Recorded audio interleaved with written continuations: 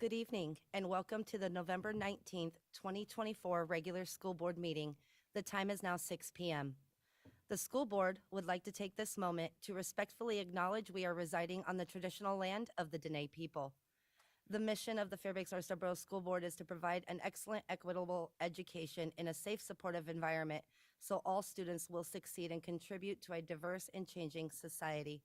Vice President Meredith Maple, will you please lead us in the Pledge of Allegiance?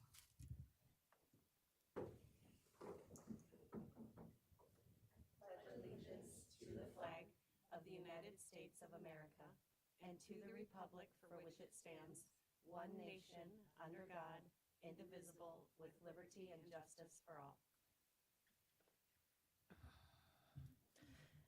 Mrs. Richardson, would you please call the roll? Miss Charlie, Here. Mr. Shannon, Here. Colonel Cole is excused, Colonel Foster's on Zoom, Online and present. thank you. Mr. Burgess, Here. Miss Carol Hubbard, Here. Mr. Dorn, Here. Miss Julian, Here. Miss Maple, Here. Mrs. Hardy, Here. Mrs. Burnett. Here. Thank you. The board has a quorum. Next is the adoption of the agenda. Consent agenda items marked with an asterisk are considered routine items not requiring public discussion by the school board. Unless removed from the consent agenda, asterisk items will be automatically approved when the agenda is adopted. Questions concerning these items should be directed to the administration before the meeting. If the superintendent or a member of the public wishes to have an item removed from the consent agenda, the request must be made to a board member anytime prior to the start of the meeting. The board member has the discretion to accept or deny the request. Only a board member may remove an item from the consent agenda. If an item is removed from the consent agenda, it shall be considered separately as the last item of new business. Asterisk items will then be adopted by one single motion. May I have a motion to approve the agenda with consent items? Move to adopt the agenda with consent items. Second. Ms. Richardson, would you please call the vote? Colonel Foster, Yes. Miss Charlie, Yes. Mr. Shannon, Yes. Mrs. Hardy, Yes. Miss Maple, Yes. Mr. Burgess, Yes. Miss Julian, Yes. Miss Carol Hubbard, Yes. Mr. Dorn, Yes. Mrs. Burnett. Yes. Motion carried. Next is public comments on reports or non-agenda items. During this section of the agenda, the school board welcomes public comments on non-agenda topics. This is an opportunity for community members to be heard. The board will note the topics, though no official actions will be taken. Topics may be referred to the administration for further research and future potential action. Board members will not respond to comments or questions made by the public. Concerned citizens should first discuss matters with the superintendent or designee. After the superintendent or designee has heard the concerns, they may be brought to the board. Individual students and district personnel may not be discussed in public testimony. Please contact the district office to route concerns about individual students or district personnel through the appropriate channels. Members of the public will be given the opportunity to speak on agenda items at the time the item is introduced for action and/or discussion. Once the agenda is published, testifiers should email or call the school board office by 4 p.m. on the day of the meeting to sign up for public testimony. Students who have signed up in advance or are in the room and wishing to testify will be called upon first, followed by members of the public who have signed up in advance in the order in which they have signed up. If time remains, anyone else in person will be invited to testify until the 1-hour time limit has been reached. A sign-up sheet is available in the boardroom before the start of the meeting for those who have not already signed up in advance. Speakers are limited to 3 minutes each and should provide their first name, spell their last name, and state their area of residence. Are there any students present in the boardroom who wish to provide public comment at this time? Seeing none, first on our list, we have Danielle Logan.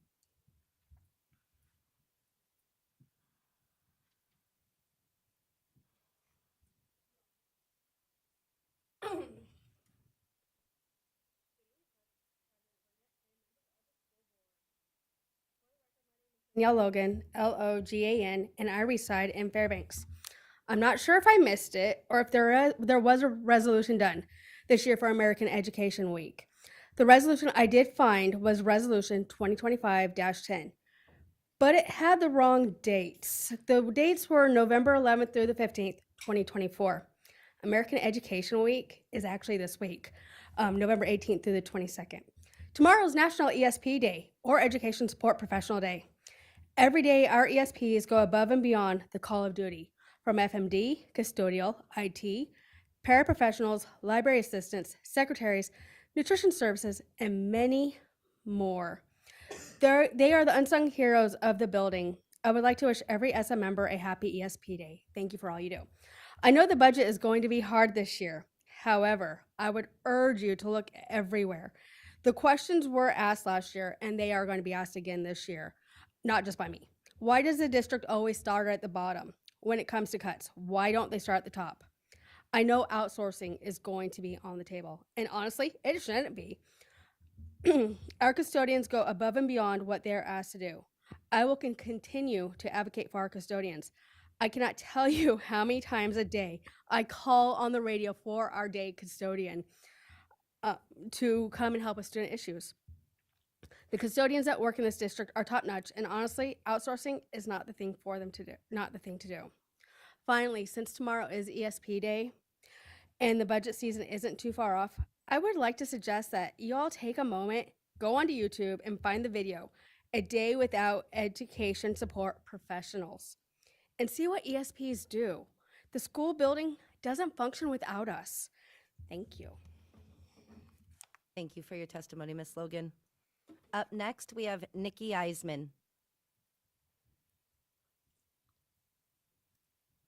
And I am not seeing Nikki. Is she on Zoom? No? Okay, if she comes in, we'll come back to her. Then next we have Kristen Papp.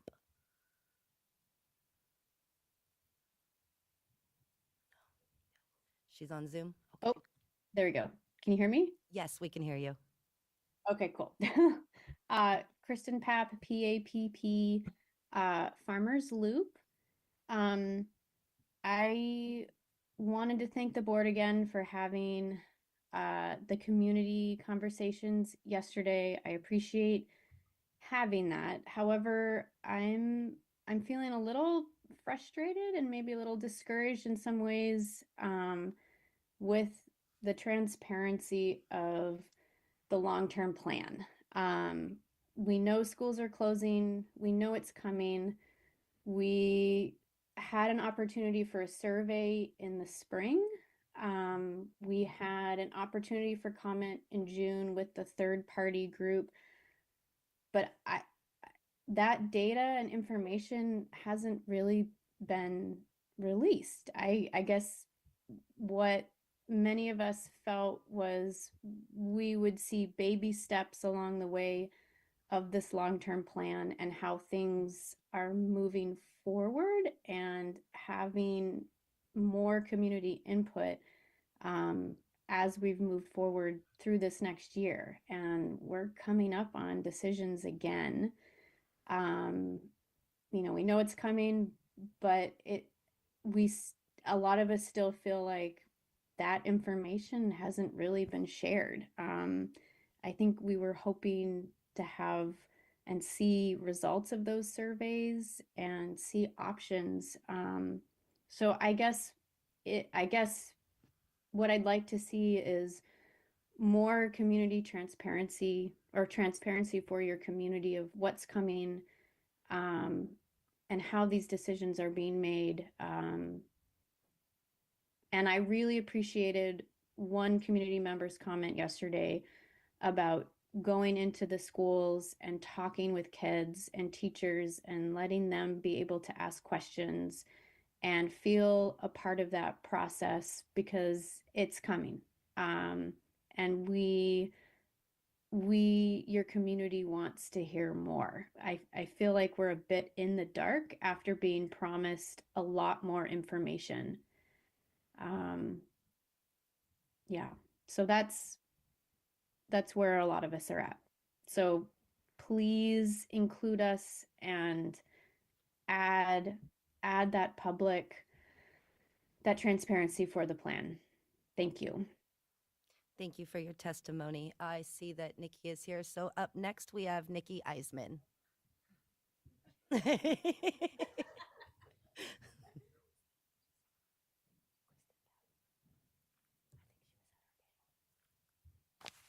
Hi, my name is Nikki Eisman, Eisman. What else am I supposed to say? That. Thank you. Okay, so I am actually here to echo what the previous person just said, even though I don't know who it was. Um, I'm just gonna center myself here because I know there's some new board members, and so I'm here tonight as a supporter of all things public education. My now adult children attended our schools for 17 years at U Park. I was employed by our district for 25 years, first as a library associate in elementary, middle, and high schools, and then as a classroom teacher at Arctic Light and Ann Ween. I'm currently a volunteer in the district with one grandchild in first grade and 3 more to come through the system. And I'm here as a loving critic. I'm concerned that the administration and school board are not doing enough to inform the community about the upcoming school closures and consolidations. And I have a lot of other things, but I'll just, I have lots of ideas about what I think you could be doing. I think this is going to, maybe I'm being dramatic, tear the community apart. No matter what you do, there are still going to be people that say they don't know, they didn't know about this, and all the logic that you have to offer isn't going to mean anything to broken hearts. I mean, like the response about why the Westcott pool didn't open for lessons is fully logical, but that doesn't change how people feel about it. So I would love to, and what's my time? Okay. I would love to see you get out in front of this. Get as many allies as you can in the community. Be regulars at the Chamber of Commerce. Be regular on Problem Corner. Get out to KFAR in the morning. No, that's not what I mean. KJNP on Saturday morning. Speak to the chamber. I looked on the website and I couldn't find anything, and I'm pretty good at poking around. I found information about the last 2 school closures. And again, no matter what you do, whenever you send the email out, it's still going to hurt, but we can get out ahead of it. And you need to build as many allies as you can, just a series of conversations, at Adventures. I thought, oh, maybe there's something there, but there wasn't. And just tell, and, at every Christmas program, like, where do parents show up? They show up at those December concerts. So have a flyer in there. In some ways, I feel like the cruelest, but maybe most practical, realistic thing would be to send an email to every parent saying, your child's school may close, and get everybody as involved as possible, as soon as possible, and build as many allies ahead of time as possible. So thank you. Thank you for your testimony, Ms. Eisman. Okay. Up next, we have Gail McBride.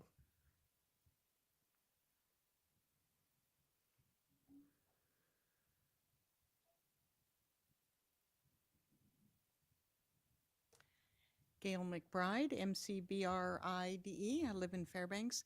Firstly, I want to thank you for the community conversations. I may have been difficult for some.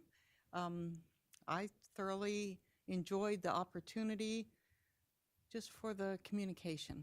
And I think that communication is always good and has a great opportunity. So I thank you for doing that. And I hope we'll continue and grow in that and learn from one another. And with the upcoming changes, I've heard President Trump address all of the issues that we have been addressing. And so no doubt there will be changes coming our way. And this extra communication, I think, will help us all navigate that. So thank you. Thank you for your testimony. Up next, we have Cynthia Wozniak.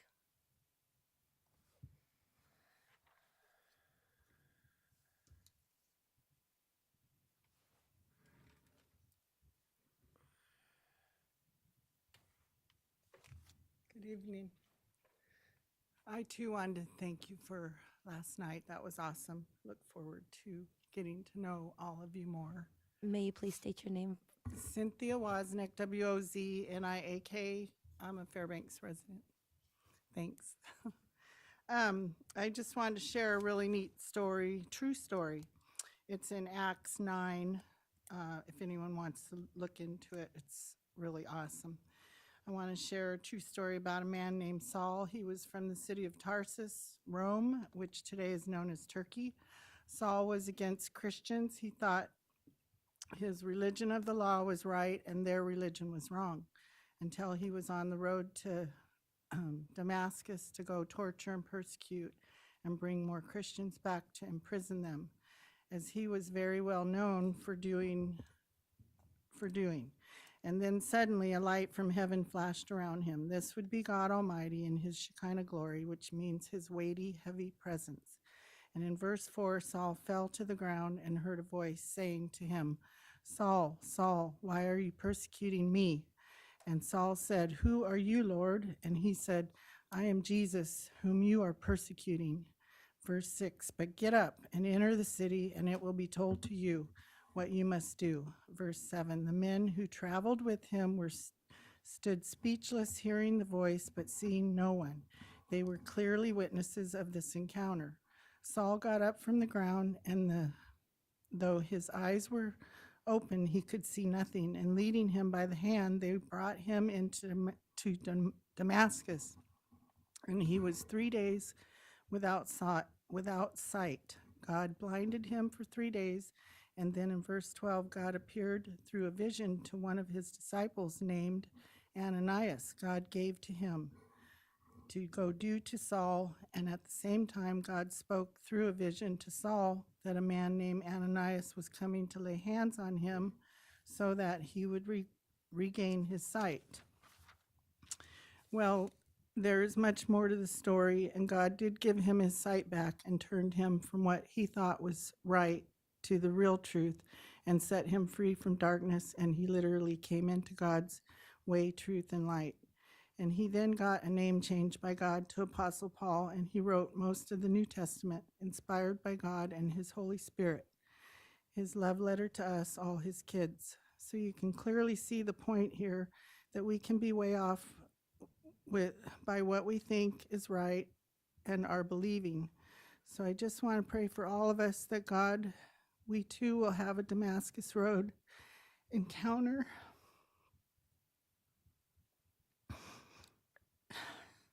An experience, and that God too would bless us with his truth and remove any and all wrong belief systems and deceptions, especially you in for your regards, testimony, I'm Ms. almost Wozniak. done, in regards to pornography books and Wozniak, I'm LGBTQ sorry, that's the end of your agendas. 3. I'm almost done. I have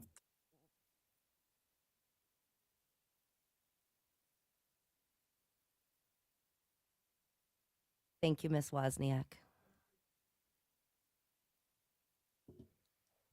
We have come to the end of our sign-ups. Is there anyone else from the public who wishes to testify? Please come on up.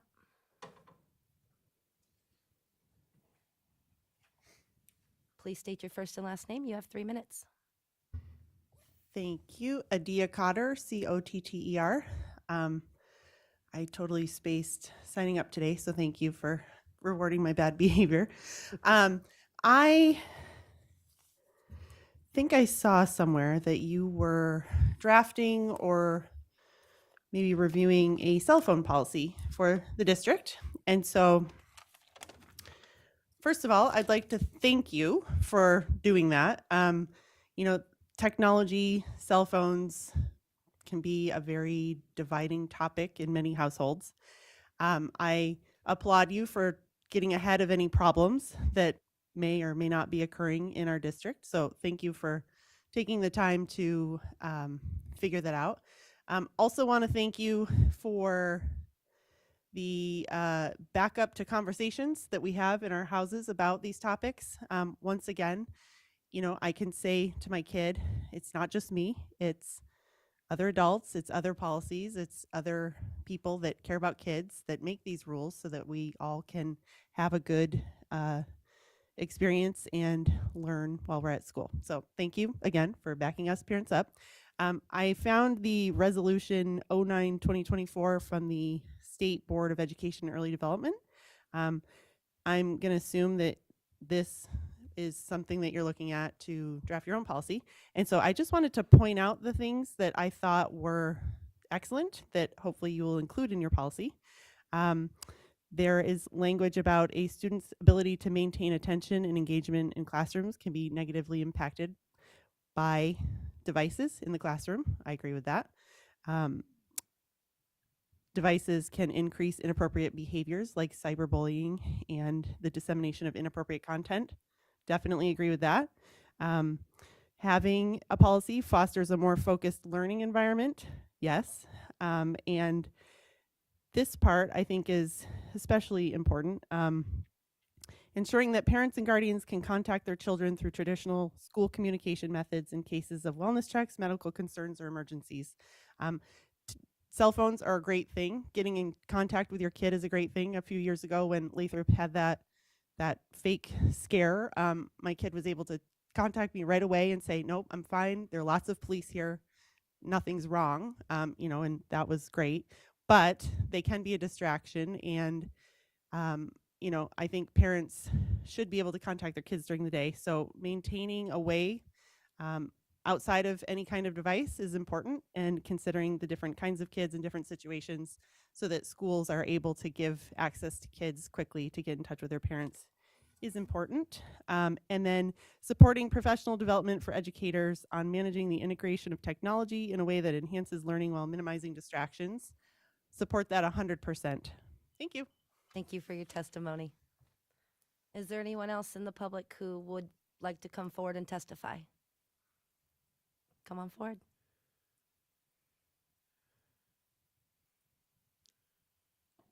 You will please state your first and last name, and you have 3 minutes. Hi, I'm Bonnie Mund, M-U-N-D, and I live in Fairbanks. I first just wanted to share some exciting news about an event that Pearl Creek Elementary held recently. We had community members from all over town attend the incredible Puffins in Business Holiday Bazaar this past weekend. It was Pearl Creek students as well as a couple of other community members who hosted holiday tables. Many of the students sold out of their wares, be that cookies or cupcakes or lemonade or painted rocks. And they were so supported by our community. It was absolutely magical. And our silent auction held by the Pearl Creek PTO was a huge success. So we'll be sharing more about that shortly. So that was a really magical way to launch into the holiday season.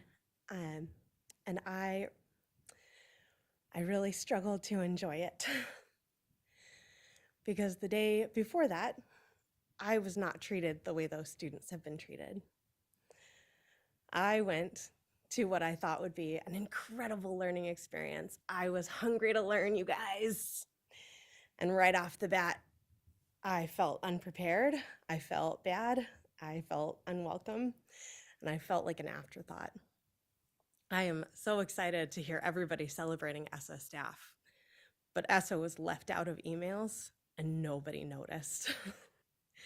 So you can say thank you for ESSA, but next time I need to hear that in advance and like, hey, it sounds like you didn't get this incredibly important email about upcoming professional development. Maybe I'll forward it to you. I can't believe that in the hundreds and hundreds of staff members, nobody figured out that ESSA didn't get that email. Anyway, now on to something more exciting. I will be sharing some of my own experiences about that with the board and the administration, as well as some potential solutions. I wanted to give one example. When I arrived at West Valley High School the other day, I arrived what I thought was early, only to find out that traffic was backed up all the way to Geist Road. It took me about 15 to 20 minutes to get all the way into the school. I apparently entered the wrong door and didn't know where I was going. So my magical experience would have been to approach a school admin there and ask where I was supposed to start and have them hold up a QR code and say, hey, scan this and I'll help you find the room number. Instead, I was told, oh, you just go over there, like FEA, and scan that code. And then she turned away from me. That wasn't exciting. That wasn't the exciting I meant. I'm sorry. Anyway, thank you all. That was not what I meant. Thank you for your testimony. Is there anyone else in the public who wishes to come forward and testify? Seeing none, public testimony is now closed. Next up is our advisory member reports and comments. And we will start down here with Mr. Shannon. Hey, thank you. So, if you remember last time, I was talking about how at the Alaska Association of Student Governments conference, our district passed several resolutions. I recently talked with the vice president of that organization who handles all the resolutions, and he said it could be a minute before those come out. So as soon as I know that those are out, I'll make sure to distribute them to the board. There's some really good stuff in there. Now, on to new things. Tomorrow will be our second regional student council meeting of the year. Our one got canceled last month due to weather conditions, but I have the complete list of regional student council meetings. If any of the board members or if Dr. Meinhardt or anybody wants to go in and weigh in on some of the things that are being discussed. So did you guys get that list at all? No? Okay. I'll make sure to forward that to you guys. I think that's about it. So like I said, tomorrow, I think it's at 10:30. We have a 10:30 a.m. We have a regional student council meeting. And yeah, I'll get you more stuff next time. Thanks. Miss Charlie? Thank you. I'd just like to acknowledge Ms. Thorin at Weller Elementary for hosting the fiddle dance for her students last Thursday. And I just want to say Basit to all the musicians who volunteered and played music there for 3 straight hours. Also, I'd like to acknowledge all the schools who are hosting special events in honor of Native American Heritage Month. It's important that we bring our culture, values, and language into every school and into every classroom, not only this month, but every single school month. And I'd also like to, I had the opportunity to speak to the leadership students at F.E. Cochrane Charter School today. And I just want to thank them for all the amazing things that they're doing, especially stepping up into and starting their leadership role right now in their school. And I'm really excited about all of the amazing things that are going to be coming out of this leadership group. That's it. Basit. And how about Colonel Foster? I know Hey, he's- nothing to add. Thank you. Thank you, Colonel Foster. And Colonel Cole is not here tonight. So that will move us to our next item on the agenda, which is board committee reports. Do any board members have committee reports to share? Okay, we'll start down here. Ms. Hardy? Not a report, just that the Diversity Committee will be having its first meeting tomorrow here in this boardroom at 5:30 till 7. There is also an opportunity, its Diversity Committee allows public comment if there are things people want to bring to that committee to consider. And I believe we are still looking for one ESSA representative. So if you are a member of ESSA, you might want to reach out to your union reps and see if that might be a good spot for you. Ms. Carol Hubbard? Thank you. We had our first family engagement committee meeting on Tuesday, November 12th, and we actually had a great turnout, and we had some great conversation. We did talk about a lot of things. However, the main takeaway that I had was in general that parents were kind of unsure about the procedures when concerns arise. And so providing the chain of command for those procedures might just be a beneficial thing. I don't know exactly how that works or where to do that, but that's what they were kind of looking for, was how do we do this and who do we talk to? So we just felt it would be beneficial for families and students and the community. Everybody was excited about being there and wanted to meet again, so we scheduled a meeting for December 10th. So that'll be our next meeting. Thank you. Ms. Julian? Thank you, President Burnett. I also want to thank Mr. Doran and I are served together on the Budget Committee. He was previously the chair, and then I just joined in that role this last meeting, which was the 13th of November. We are meeting again. The Budget Committee is meeting again tomorrow night in this room at 5:30 p.m. on the 20th of November. That's a public meeting, and we will be reviewing the budget report that will be the Budget Committee presentation that will be presented on the 3rd of December. And I'll just go over a little bit of what we discussed at that meeting openly. So we had a quorum. We welcomed Stephanie Bonfi, the ESSA representative, and also, Stephen Bonfoy, the ESSA representative, and also Valerie Stansel, the military representative new to the Budget Committee. We reviewed different budget scenarios that we're going to be looking at a little bit more tonight from the presentation from Mr. DeGraw. But most likely scenario that we're looking at is a $16 million deficit, and that it assumes flat funding from the state, and enrollment decrease some of our federal funding, as well as and then holding to that local contribution of $58 million.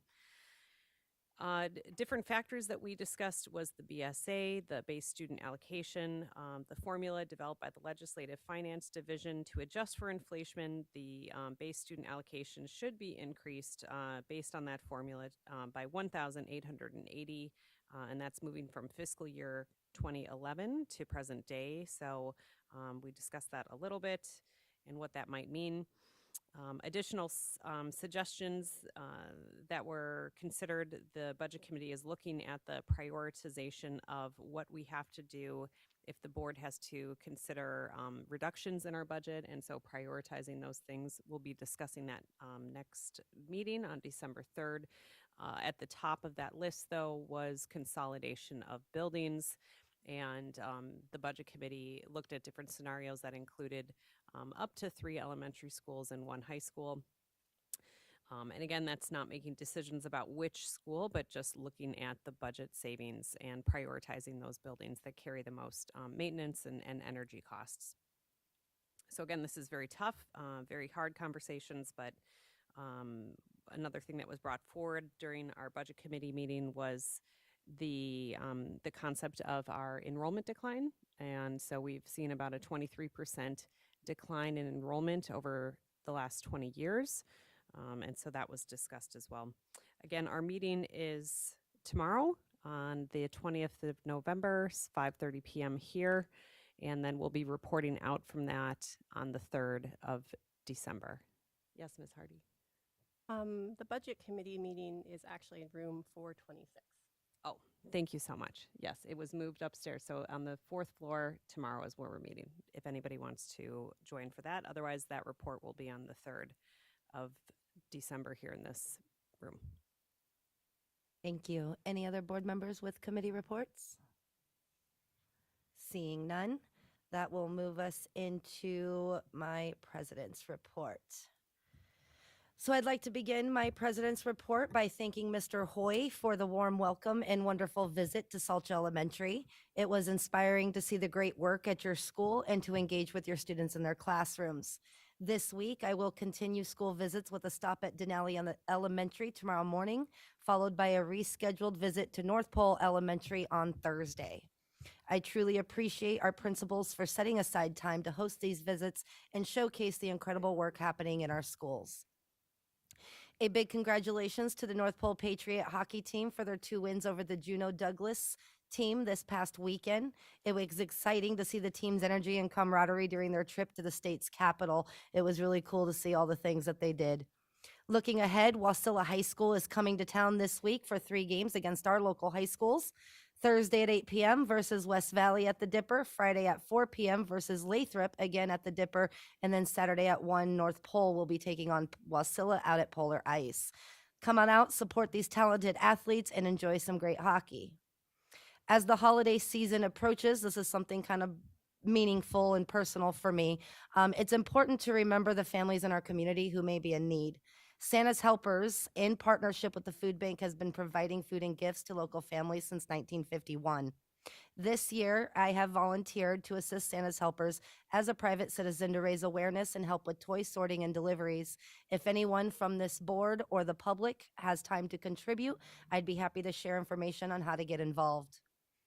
To the board, I wanted to inform you of our agenda setting meetings every other week on Wednesdays, minus the weeks with holidays. Dr. Miner, Vice President Maple, and myself have calendar off our meetings so that they are consistent for the entire year, so that if you board members have items that you would like to add into your agendas, you will have time to do so. Now on to the more challenging matters. In the coming months, the board will continue to navigate through tough budget conversations as we address the district's significant budget deficit. One of the first difficult topics is the potential outsourcing of evening custodial services. This measure, which the board first discussed last year, could save the district up to $3 million while retaining our daytime custodians.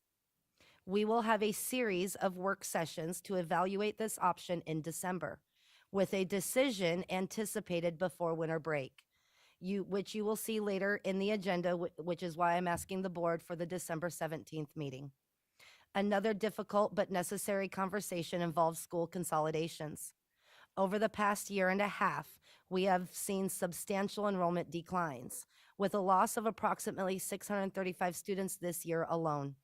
To better align resources with student needs, the district must right-size. A list of schools recommended for consolidation will be shared with the public, with the board and the public in early January.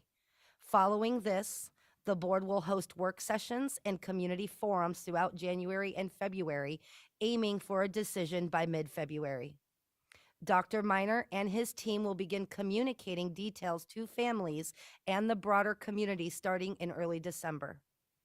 Additionally, I'd like to explore student-focused forums or assemblies to involve our students directly in these discussions. And this came from a wonderful community member and somebody who is here tonight. This was something that really resonated with me. Their voices are absolutely crucial as we shape the future of our schools. Through our strategic planning work with Ed Elements, it's clear that community partnerships are vital to our success. We encourage everyone to stay engaged and join us in navigating these changes. Our commitment as a board and district is to remain transparent throughout the entire budget process. While these decisions are never easy, we are focused on what's best for our students, staff, and community. We ask for your understanding, support, and collaboration as we move forward together. Thank you very much. Up next, we will go into our superintendent's report. Dr. Miner, will you please share? Oh, sorry, Mr. Doran, I didn't see your question. Thank you for that update. Just a question, and maybe this will blend over into the superintendent's report. We've talked about consolidation and stuff and the framework and stuff. If that communication is going out early December, will we get that framework? I know that's still in process, so it's just information about the facilities framework for consideration. You will, and it still is in process. So the last facilities framework conversation was that last week in October, and so we've had some subsequent meetings with Education Elements to try to graphically show what the facilities team has created. For those of you that have been on the facilities team, currently the facilities framework is broken down into different phases of consideration for how we would go about selecting potential schools to be recommended to the school board for consolidation. And we want to make sure that we've got that graphically illustrated nicely for the community prior to releasing it. And certainly the board will get a look at that prior to it going out in early December. Any other questions from the board? Okay. Dr. Minert, will you please share your superintendent's report? All right. Thank you, President Burnett. I'd like to congratulate Tickassook Brown Elementary School for being named a National ESEA Distinguished School by the Alaska Department of Education and Early Development. We got that news this week, and it's incredibly exciting. This distinction marks Tickassook Brown as one out of 100 schools across the nation being recognized for their academic excellence. Only 2 schools per state can be named each year. Tickassook Brown was selected for the ESEA Category 1 Award for exceptional student performance over 2 consecutive years. This recognition highlights Tickassook Brown's outstanding student performance in reading, math, and science. So just want to congratulate Principal Kathy Push and all of the educators out of Tickassook Brown for the work that they've done. It's been amazing seeing how they've implemented the Alaska Reads Act and different ways that they're working with their student population out there. An update to the strategic plan on top of what President Burnett already shared. A survey went out to families and staff asking for feedback on our initial work on the strategic plan that was done by the steering team. We've also put it out on social media just today and our website for community members to also complete. We're looking for feedback from not only those connected with the school district, but community members across the Fairbanks Borough. The survey will remain open through December 2nd, and the steering team will utilize the data to make any necessary changes to the mission, vision, values, and pillars that have been created based on the previous community feedback. And so one of the testimonies tonight asked what happened with all of the data that has been collected over the strategic planning process. And our steering and facility teams have used that data to create both the strategic plan side, which is the mission, vision, values, and pillars, and will be initiatives underneath that, as well as informing the framework. And so I want to continue to thank people that have engaged in the strategic planning process. We've had multiple rounds of community listening feedback sessions that Education Elements hosted, as well as surveys that have informed that work. And so this is another piece of that. We really do want to hear back from the community to see if we're on the right track for our strategic planning process. And then we can continue to tweak and amend that process as we go. I want to thank the Teaching and Learning Department for organizing our professional development day that took place this past week. Educators were able to choose from over 174 sessions throughout the day. And it was a very positive environment, and our teachers walked away with new skills to utilize in the classroom with our students.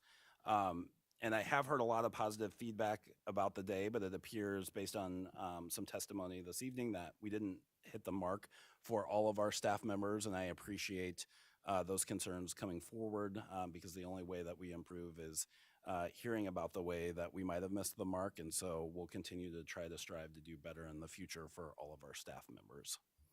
I want to give a huge thank you to Kevin Hennevold, Mary Phillips, and our IT team for making it possible to utilize Parent Square's secure document delivery. Report cards were sent out to families yesterday using Parent Square as part of our family engagement goal this year. While guardians have had access to report cards in PowerSchool in the past, and they still do, we are utilizing this technology to be intentional about connecting with families. And so anytime you're launching a new technology, it's always a little bit nerve-wracking when they press go. But we were really pleased that secure delivery of report cards went out to families. And I think this is a great step of ensuring families are having those critical conversations with their students about their academic achievement in school. The Fairbanks North Star Borough School District has been selected for the U.S. Department of Energy's 2024-25 Energy Class Program, which supports school districts in improving energy efficiency, fostering healthier learning environments, and enhancing sustainability. Fairbanks School District is among 61 districts nationwide chosen for their commitment to impactful, scalable energy plans aligned with the Department of Education goals. This 6-month program, starting this month, offers training in strategic energy management, project development, and funding for energy initiative. So very excited for our district to be a part of that. Can't think of a better school district in the U.S. to participate in it, given our high energy costs and the harsh environments that we live in. This is a little unorthodox, but I do want to thank KTVF for their years of coverage for our school district this year, or this week. I had heard that they signed off for the final time. And from a school district perspective, we've appreciated the wonderful things that they've showcased for our school district throughout the years of their coverage. We've called on them many times to cover different events, just as recently as our family rally at Ann Ween Elementary School. They were there covering it. And so they were a great community partner. And I think it'll be a loss for our community not to have that broadcast coverage in our community. And so wanted to say a special thank you to the team at KTVF for their years of service. And then a special shout out to Adrian Peterson and Alex Johnson, as they covered a lot of events for us in the past couple of years. And then lastly, I want to leave my final remarks as we approach Thanksgiving. I want to take a moment to express my gratitude to everyone in the Fairbanks North Star Borough School District. I'm deeply thankful for our incredible school board, whose dedication and vision support the success of our students and staff.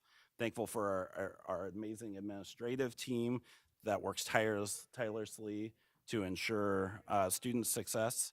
And I'm equally grateful for the amazing Fairbanks community that makes it possible for me to serve as superintendent of the best school district in Alaska. I want to wish everyone a very happy Thanksgiving. And that concludes my report. Questions for Dr. Minor? Mr. Dorn? Thank you for that report. Just a question regarding report cards. If I remember at the beginning of the year, one of the initiatives is to actually send physical copies of the report cards to those students who may need a little bit of a push to pick up the pace or whatever. Could you just talk what the plan is on that? I'm glad you asked about that. I almost threw it in, but I knew I had mentioned it in past reports, so I didn't want to bore the public with that. But yes, for our students at the high school level that are credit deficient, we will be sending physical report cards out to those students for the first time in a number of years. We had went away from physical report cards, but we feel it's important for those students that are credit deficient, for their families to understand where they're at academically. And then also attached to those report cards will be some information on our credit recovery options for students. So we want families to understand the robust credit recovery options we have available and how they can take advantage of those credit recovery options so we can ensure that all students can graduate on time. And those will be going out at the end of second semester, or first semester and second semester. So not at the quarters, but at the semesters. Go ahead, Mr. Dorn. Just to follow up, thanks for that clarification. So it'll be in the semester, and that helps me understand the credit recovery piece. Are there initiatives to catch students at the end of first quarter so that hopefully they don't get in that position in January, so they know where they are? What are we doing? Absolutely. I mean, there's a number of opportunities throughout the school year. We don't have to wait for second semester to come to start those credit recovery options. But for a first initial push of those physical report card mailings, we thought it appropriate to start that at semester time. And so if there's parents or students listening that are in that boat of being credit deficient and needing to catch up, please connect with either your counselor or one of our administrators at the school, and they can discuss the options that they have available. Thank you. Any other questions from the board? Not seeing any. Thank you, Dr. Minot, for your report. Next, we're going to be moving into our unfinished business. Policy work on Article 3. Article 3 is proposed to be revised and is before the board for second reading by the administration. Ms. Dillard, do you have any updates for us on Article 3?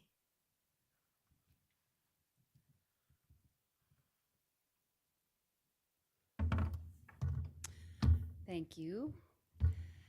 Nothing's changed from first reading.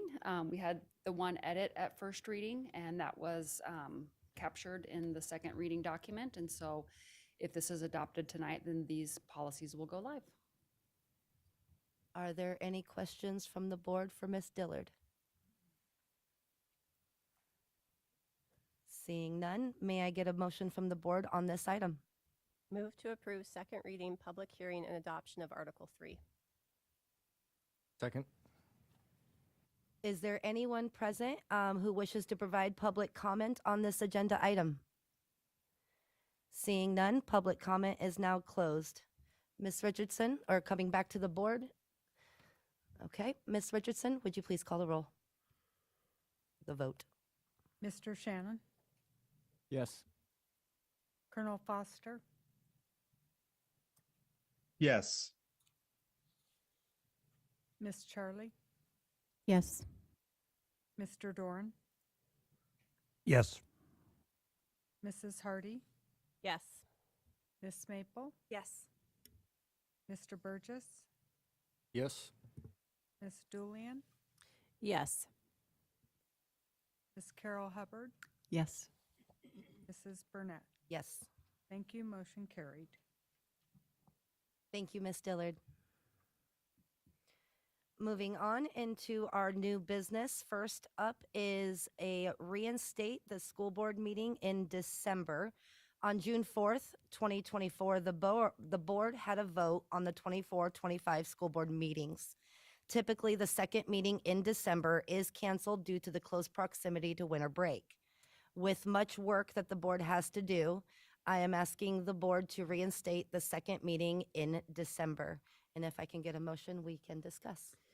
I move to approve reinstatement of the second regular school board meeting of December for December 17th, 2024. Second. Okay, and as I'm the one that put this in the agenda, again, I'll just speak to it one last time. We have a lot of things to do this year, a very complicated budget season, and I would like to get ahead of it as soon as possible. In my president's comments, I did bring up contracting of custodial, and I would like the board to start that work in December. And I would like to have the board make a decision on this item before the break. That way, we're not leaving people hanging through the holidays, wondering what decision the board is going to make and what's going to happen. And then that way, when we come back into January, we kick off with the discussion on our schools. So with that, I will open it to the board for discussion. Does anybody have any comments? Ms. Julian? Thank you, President Burnett. What I'd like, and I'm not sure if we can discuss this a little bit more, but the facilities utilization task force framework, is that something that we can also discuss as we move into that board meeting and then looking to the new year? Pass that to you, Dr. Minor. Yeah, I think there's a number of things. If we did reinstate the meeting, that it would be a normal, regular meeting, and so there could be additional reports that could be added to that. I think that might be a good use of time. The communications out to the community regarding next steps would have already gone out, and so we can have additional conversations about that if the board would like at that time, and then that would lead into the work that we'll do in January for school consolidations. So, and if there's other reports that the board would want at that meeting, we can certainly accommodate that. Any other questions or comments? Mr. Doran?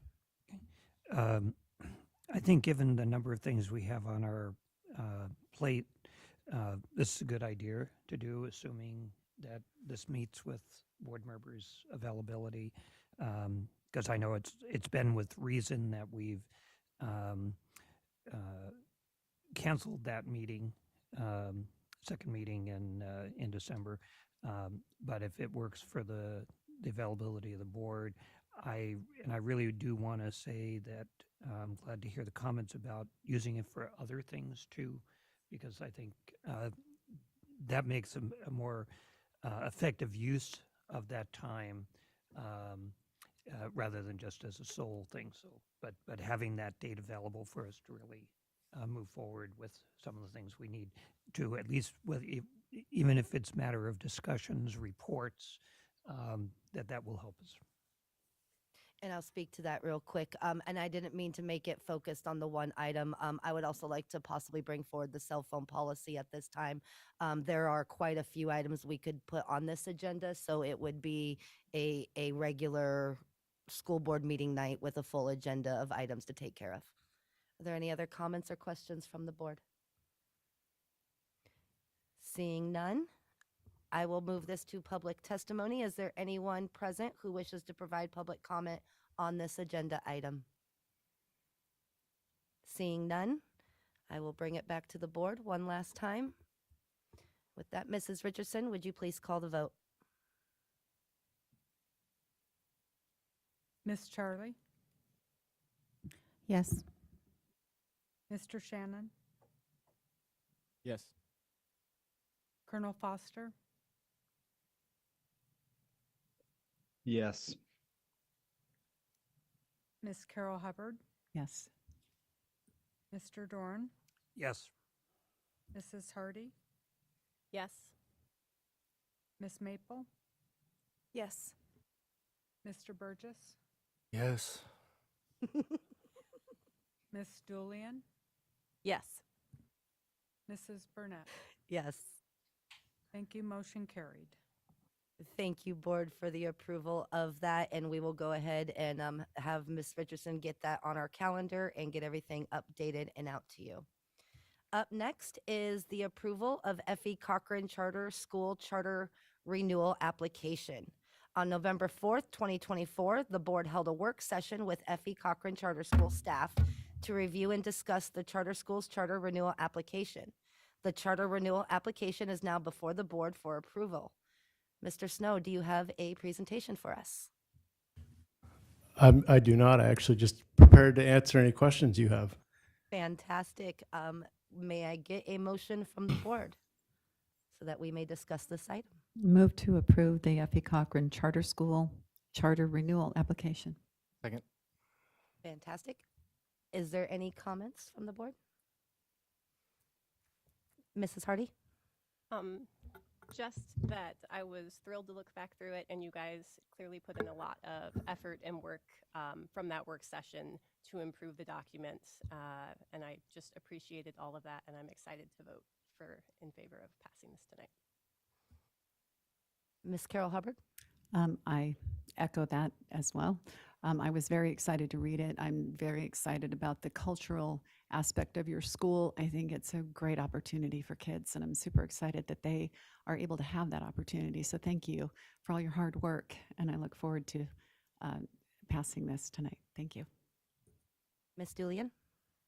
Thank you, President Burnett, Principal Snow. I just want to use this opportunity to also congratulate you on the work and the hard work that your team has put into this, and then use this opportunity publicly to talk a little bit about, or just mention that you do have some openings at your school. And as we discussed in the work session, there's absolutely students across our district that would benefit from joining F.E. Cochran Charter School. And you have small class sizes. You have a curriculum that's rooted in with Alaska Native culture and traditions and elders, and really connecting students, also getting them excited about what comes after high school. So I commend you for the work that you've done.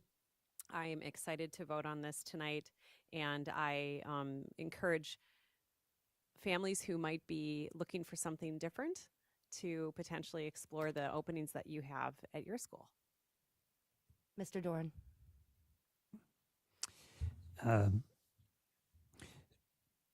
F.E. Cochran does a tremendous job in our community, and really, really is focused on kids, as all our schools work at. So I'm thrilled to see that we're moving ahead with another contract. I think that says a lot for what you, the staff, the families, the students have done in terms of creating the important space that F.E. Cochran fills in our community. But I would like to ask, I'll put you on the spot a little bit. I knew there was no way I was getting out of this without a Tim Doran question. and you can, you know, call a friend, and the administration can chime in. But we had a really robust conversation, and you fielded a lot of questions, you, your staff, the APC.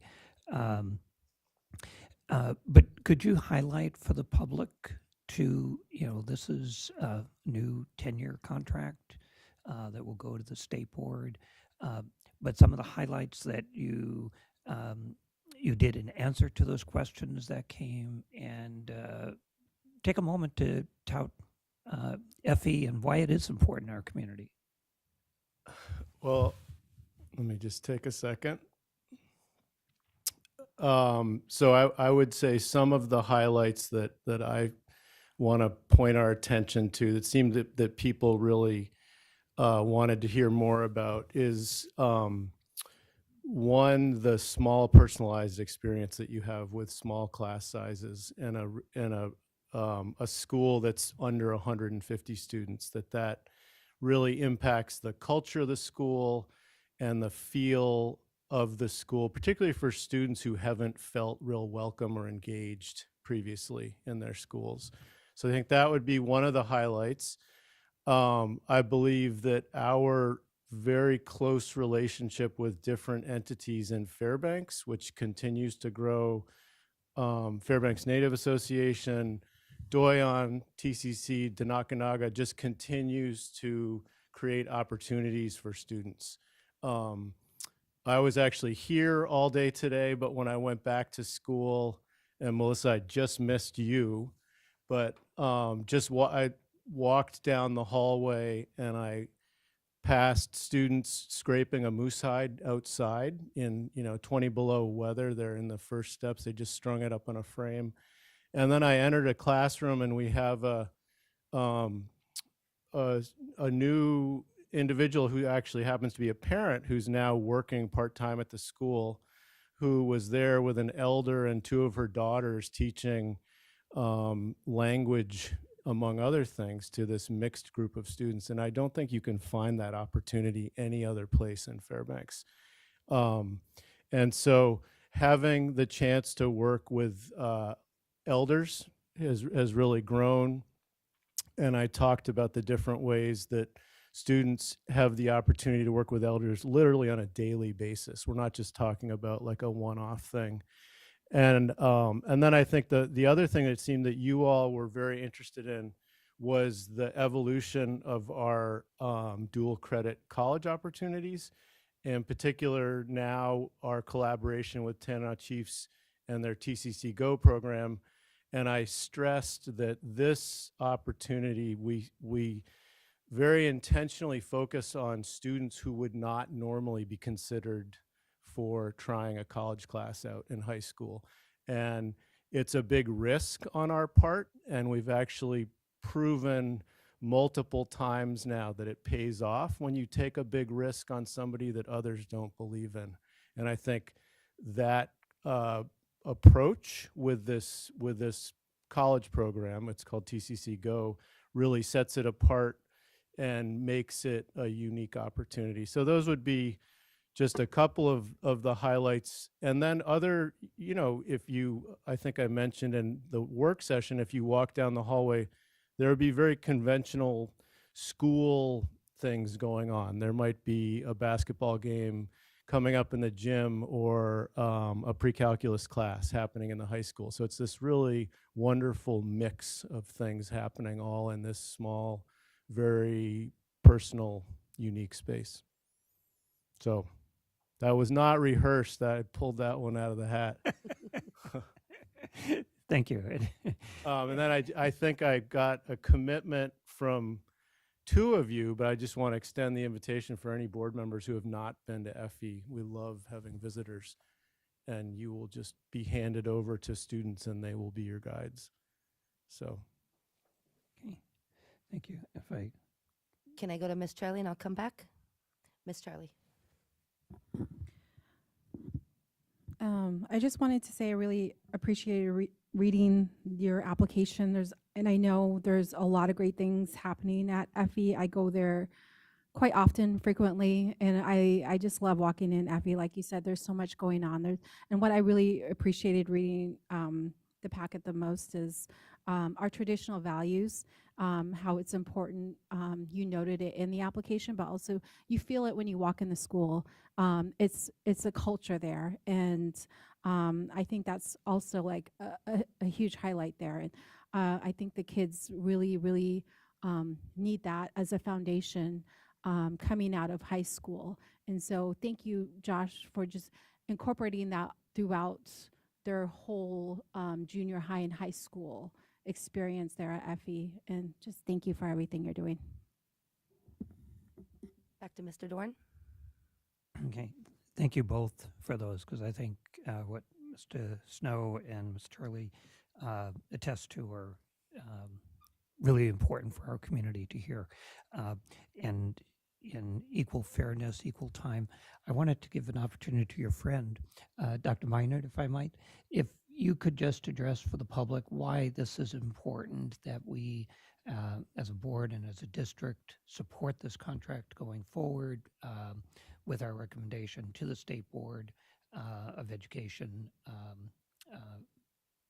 So basically, if you could put that context for our public. Equal opportunity here, Josh. So,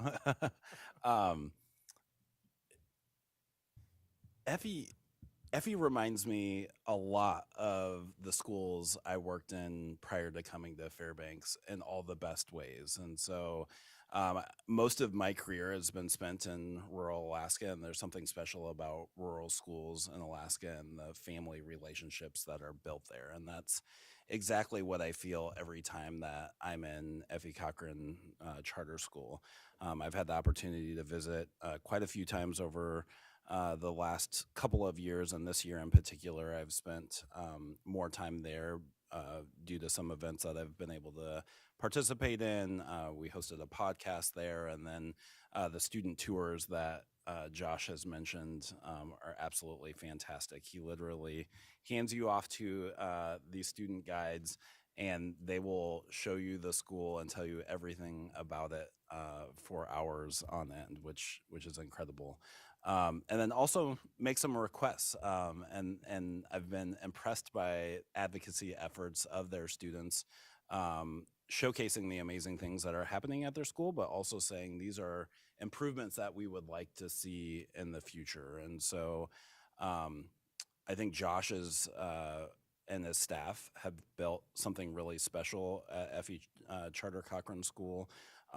We mentioned this in the work session, but Effie does have the fastest growing graduation rate in the school district, as well as one of the best graduation rates as well. And so his work with our Alaska Native students and all of our students is incredible, and we just look forward to great things to come. And so I do hope that the board supports this charter school application because I do think it provides a unique educational opportunity for our students here in Fairbanks.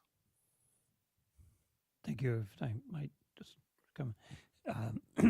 Thank you for sharing those. And just, I will be supporting this wholeheartedly. Yes, I've absolutely enjoyed all my visits to Effie. My wife, and she has brought her dog there on many occasions, and even just yesterday, he got to walk through the woods with a bunch of the Effie students who were out on a walk through our neighborhood. And our granddaughter, who's had a chance to get an exposure on visits there to your school, and particularly to Native cultures. My wife and I and our daughters had that opportunity living in villages, but our grandchildren have not had as much. So having that opportunity to go and get a little bit of a exposure to that is really, really important. And I just want to note that one of the most poignant moments in time at Effie is at the graduation, when every single graduate gives a speech, a little reflection on their journey and their hopes and the recognition of people who have been so important to them in helping them along their path. And I think when we talk about student success, that's something that we really need to keep in mind. So thank you to your students for sharing with those of us who are there and sharing their time. And I will say that to you too, personally, when I do come to visit, the number of times you've connected me with a student that I had had at a much younger age and say, oh, you got to see. And I remember one of the girls working on some independent study because she had to catch up, but giving her that opportunity, giving her the support, her coming and having that reality of being able to work towards graduation. And so thank you to your staff, the families, and the students for supporting each other. Yeah, and I want you, like, you're seeing me here now, but this was entirely a group effort, and the charter application had a ton of help from all members of the staff. And really, we also have to honor the vision of the school is so much guided by the influences of elders past and present. And I can say for myself personally, I've learned more from my time with Grandma Anna and Grandma Eliza and others than any classes in the university and stuff. So the kudos go to the whole staff, absolutely, and all the people who've helped guide us. Ms. Charlie? I just wanted to add that, so at Fairbanks Native Association, we just completed a history video that we've been working on for a couple of years. I shared it with your staff today, and they're going to share it with some students tomorrow if you want to watch it with them. But I just wanted to point out that Effie Cochran was actually one of our original board members at FNA, and education was an issue in a priority for FNA 57 years ago, as it is today. And so I just wanted to make a note of that. And also, I know that not having transportation at your school is a real burden to the students, the families, and to staff and to you. I've seen it. We have FNA staff housed at Effie, and I know the impact that it has on the kids.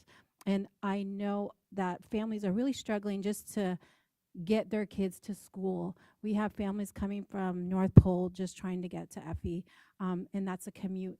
But they're still showing up and they're still there. And I'm really hopeful that one day you'll get transportation back to your school. Miss Maple?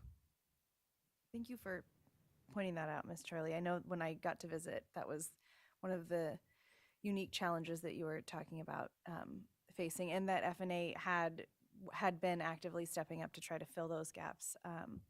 I know that I said this at the last time that this was before us. I was out of state. I was on Zoom, but I also got to go for my first year on the board. I got to attend the FE graduation with Mr. Doran. And I had the same experience as Mr. Doran, getting to witness that and getting to be present for that. And everybody spoke and also gave their 3 roses. And one of the things that was so impressive to me was how many students gave roses to you and to Mr. Galloway, and seeing that connection between, that's shared so openly and publicly by the students, just was a really clear indicator to me of the comfort that students feel in the school, which leads to not being surprised that the increased graduation rates and all of the successes you're seeing. So I just wanted to acknowledge that. Thank you. Any other comments from the board? And I forgot to bring this out to the public, so if there is anyone out there present who wishes to provide public comment on this item, you may come forward. Seeing none, public comment is now closed. And with that, Ms. Richardson, would you please call a roll? The vote. Miss Charlie? Yes. Mr. Shannon? Yes. Colonel Foster? Yes. Miss Julian? Yes. Miss Carol Hubbard? Yes. Mr. Doran, Yes. Mrs. Hardy, Yes. Miss Maple, Yes. Mr. Burgess, Yes. Burnett. Yes. Thank you. Motion carried. Fantastic. Thank you, Mr. Snow, and congratulations. Next up is our work on our general AI policy, Board Policy 6161.3. General AI policy is proposed to be revised and is before the board for first reading by the administration.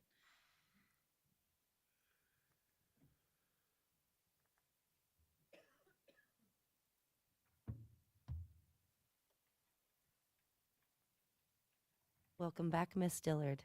Hello again. Hello again.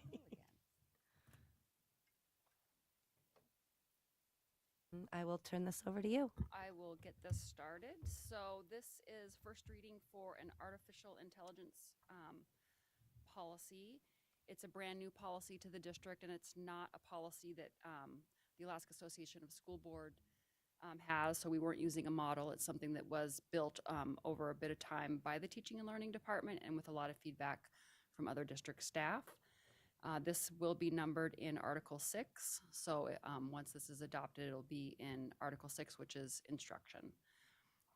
This policy went to Policy Committee in October, and at that time, the feedback was positive. The Policy Committee approved it and felt that it was an immediate need to move it forward as soon as possible to help guide AI use in the district. And then we brought it to work session on November 4th, and there was a lot of great feedback and a lot of revisions that came from that feedback. We did change, the policy was called General AI Policy, and we changed that to Artificial Intelligence. And so with that, I think we'll open it up to questions. Any questions from the board? Oh, I need to get a motion first. Move to approve first reading, public hearing, and advancement to second reading and vote of BP 61613, General AI Policy. Second. Any questions from the board? Comments? Ms. Maple? I missed the work session on this after the policy committee worked on it, which was very sad. But I read all of the changes that that you all worked on during the work session, and I don't have any issues with any of them. I really appreciate all the work that everybody put into it. I know the committee was eager for it to move forward faster than it would otherwise, so thank you for all your work when I was not here. Mr. Dorn?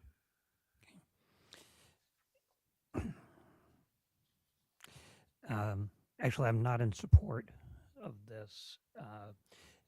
I am support very much the direction we're going, but I do feel we're not yet there with the policy. I do have some very specific questions on this version that's before us tonight. But as I started to go through, and I thought, okay, you know, some of the pieces of the one that we used as a basis during the work session, I think we lost some important points there. But I was actually getting to a rewrite. So I do have some real concerns on it. I do have some questions that we can come back to later, but I would be very happy to see us postpone this and come back in work session because I think it is an important thing, and I think it is something we do need to address. But it also, I don't think it should be rushed, and I do appreciate administration and Stillard especially to anchor this in terms of ways that we don't have others out there. Everyone's trying to figure out how to do it. The last issue of the American School Board Journal, SBJ, is all about AI and has a lot of different things. I encourage board members to get that publication to take some time with those articles. So I'm not in favor of this going forward at this time. Any other comments from the board? Oh, Dr. Minor. Mr. Doran, would you be willing to add more specifics to either additions that we could make to the policy, or is there any amendments that you would propose tonight that might make it amenable to passing first reading? Am I willing to do that? Yes. I mean, the bottom line is, and I spent the last several days looking at this, and as I said, I started going through it, and okay, so there's some questions, maybe, you know, a little amendment here or there, as I've been known to do with the policies, but I really was coming down to a rewrite, and I think there are more issues to be discussed around this that's broader than just, but it started to go beyond just offering some amendments. It would be really a substitute, but I want a broader view of that. I mean, it's not just my look at it. And I do think we had a good conversation around it, but really we had one conversation. And this is growing as an area, but the bottom line is, yes, I'm willing to work on this, but I had more than just amendments that would have come into play tonight. So, Ms. Carol Hubbard. Thank you. I am not really sure what we're talking about. So at the risk of being the only person in the room who doesn't understand, exactly what AI means, what is artificial intelligence, who's using it, where are they using it, what grades are using it, how is it being used? Those are all my questions, I guess, because I really don't understand what it is that we're putting policy to. So, and I hope sorry. You're totally fine. Thank you. So I'm going to have Kathleen and I tag team this.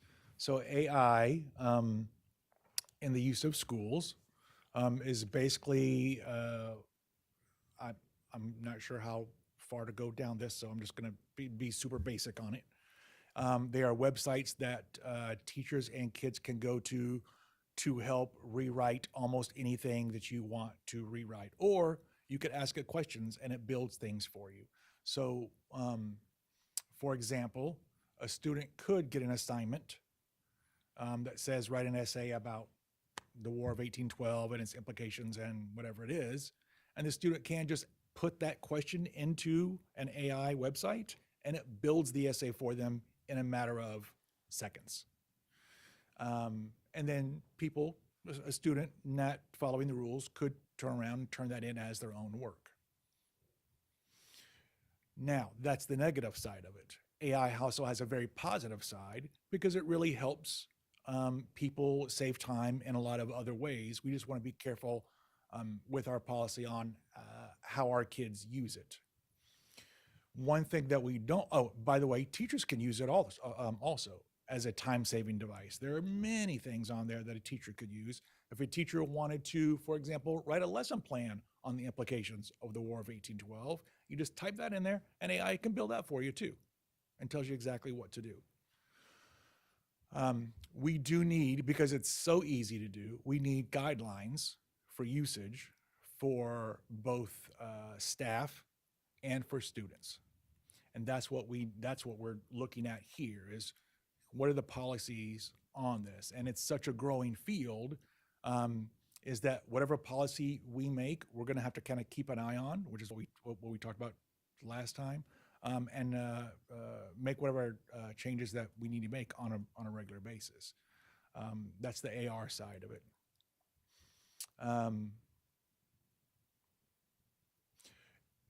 Another way that AI could be used in a positive way, well, let me back up. You probably use AI all the time when you're typing in into your laptop and don't even know that it's AI. So if you are typing along and your computer tells you that that's not the right way that this is spelled, like a spell check type of thing, that's a version of AI. If it tells you that you can reword this differently, that's a version of AI also. I would say that the ones that we're really concerned about are those big platforms and websites that you can go to and say, build this whole thing for me. And that's what could happen. So that's where we need that kind of guidance. And that's kind of the basics of it. And if Kathleen wants to add anything, I would appreciate that. I'll try to stay away from the history references, but I too was a history teacher. So if I was a language arts teacher and I specifically asked my students to make sure that their papers that they were submitting to me, the spelling was correct, the grammar was correct, so that I could get past the mechanics and actually look at the ideas of their paper, you might use a form of AI to look at that. If a student's at home and they need clarification on a assignment they've been given, they could ask an AI for clarification. We don't want the AI to generate the entire assignment for the student. The purpose of putting a policy together now is to give both teachers and students guidance on this, and the idea that we know AI is here, we want them to use it responsibly, and we want our teachers to be able to have it as a tool available to put their lesson plans together, as well as teach students how to use it responsibly and ethically. Follow up, Ms. Carol Hubbard? Thank you. So it sounds to me like it could be very beneficial for maybe a high level, like a high school class. I mean, I guess upper level, upper grades. I mean, you're talking about correcting grammar and you're talking about word choice. And to me, that's what education is all about. And so to have the thought process either in your head or to have peer reviews, I guess that becomes the peer review then. Could be. So, for example, one of the ways that a teacher could use it in a good way is to have their student put their essay that they've written on their own into AI and ask it to reword, and then the student can go in then, now only on the direction of the teacher, can go in and see what those changes are and then agree with them or disagree with them so they can learn like that. That would be a really good peer editing type thing to do, or even teacher editing to kind of give them that coaching aspect of it. So that's one way that it could be used. But all of this goes back to we need really good guidance on how kids should be using it. One thing that we don't want, and I think that we all understand this, is what we don't want is to say AI is banned from everything, because they're going to be using it no matter what. So we need to teach them how to use it. One more follow-up. One more follow-up, yeah. Sorry, okay. So in elementary, I mean, would we have, I guess that's the question then, will we have different rules and different applications for K through 5 and different applications and rules for possibly then maybe 6 through 12 or even 6 through 8, and then different applications and rules for 6 or 9 through 12? I mean, I guess my concern is that AI is really slick. I mean, who needs anything? If you've got AI, you just say, bake me a cake, and it goes, okay, poof, and there's the cake. But where's the process, and where's the learning for the child that happens? And where's the mistakes? And where are those lessons in error? Because that's what makes us better, is when we mess up. Agreed, yeah. I think where you're going is it more for secondary than it is for elementary? And the answer to that is, I believe yes, Okay. especially for student usage. Okay. Could a second grade teacher use it for something? Absolutely. Well, a teacher is a should a second professional. grader be using it? Right. No. Okay. Ms. Dullian? Thank you. Thank you, President Burnett. Thank you for bringing this forward. During that work session, what I took away from that work session when we were working through this policy was really recognizing AI use, recognizing and giving both students and educators the policy backing that we recognize that you are using AI, and we are guiding you to this policy, which then points to an administrative regulation. And originally the policy that was put forth was much more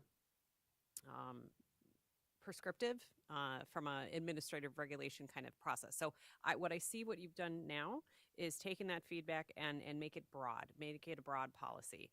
And to Mr. Doran's comment about hesitations on this, I hesitate to delay an initial broad policy that recognizes the use of AI and points to an administrative regulation and also discusses, and I appreciate this, promoting AI literacy for both staff and students, because we are in a Wild West where this is pervasive everywhere. And what I heard from the administration was that there was a need for us to implement and to provide guidance, which is why when I looked at this, yes, it is very broad. I would like to see, not necessarily comment, but just see what follows up from an administrative regulation piece that goes in with this. I appreciate on the last line you say that the district will regularly assess the impacts of AI and regularly assess the administrative regulation, which I think is a reality that we're in, because this field of technology is moving much faster than we can keep up with. So I was supportive of what was in front of us, recognizing that it's not going to be perfect, but it is, I think, giving us the general spirit of what we're trying to get to, which is educators saying, please give us guidance on using AI. Please provide us a general policy. That's what I feel like this has really struck that chord. So I appreciate what was put in front of us tonight. Thank you. Ms. Charlie.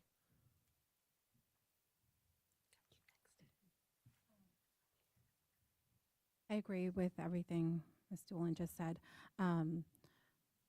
It is broad, but I believe it's a start, and AI is already in the schools, and if students have a phone, they have AI access. And so it is something it's a start, and it's a guidance for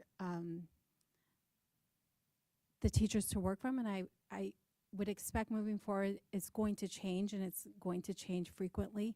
But to not have a policy and to have students have access to it right now at their fingertips, and it's changing, and it's in almost every app, I'm in support of it. I've got Mr. Burgess, Ms. Hardy, Ms. Maple, and then Tim.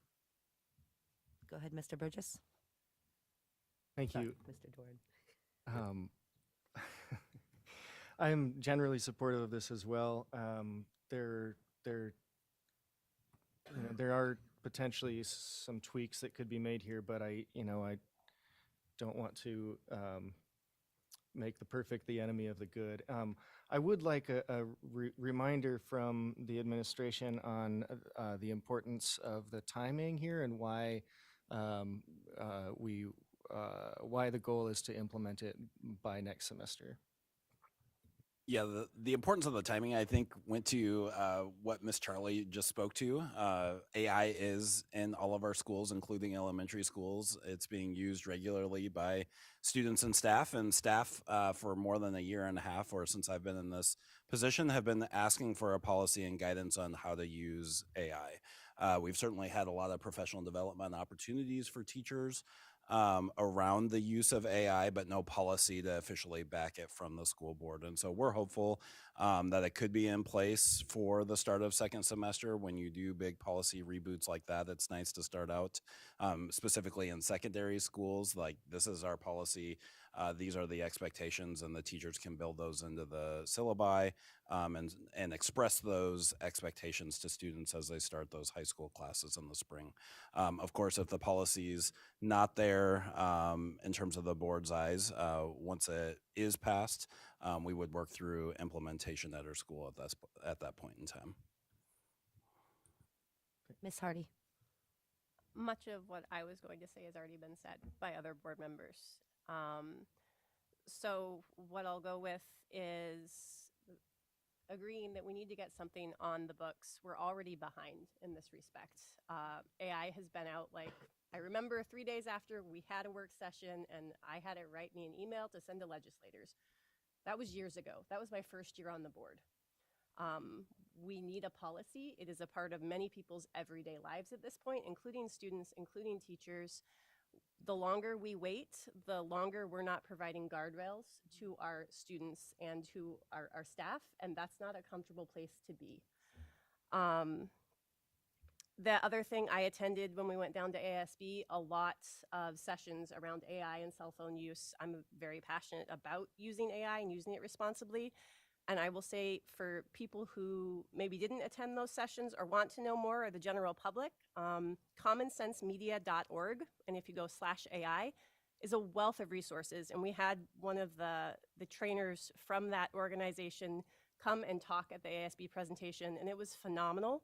They're absolutely free. It's a nonprofit, and they will provide trainings to our teachers. They'll provide Zoom. They'll provide trainings for parents around all manner of, 21st century media. And I would really encourage fellow board members to do some research to feel more comfortable. I get that it's scary. I get that it's new and that it feels like we're moving too fast. But unfortunately, when it comes to technology, if we don't have something on the books, we're setting our students and our teachers up to fail. So as Mr. Burgess said, wrote it down, we can't let perfection get in the way of good.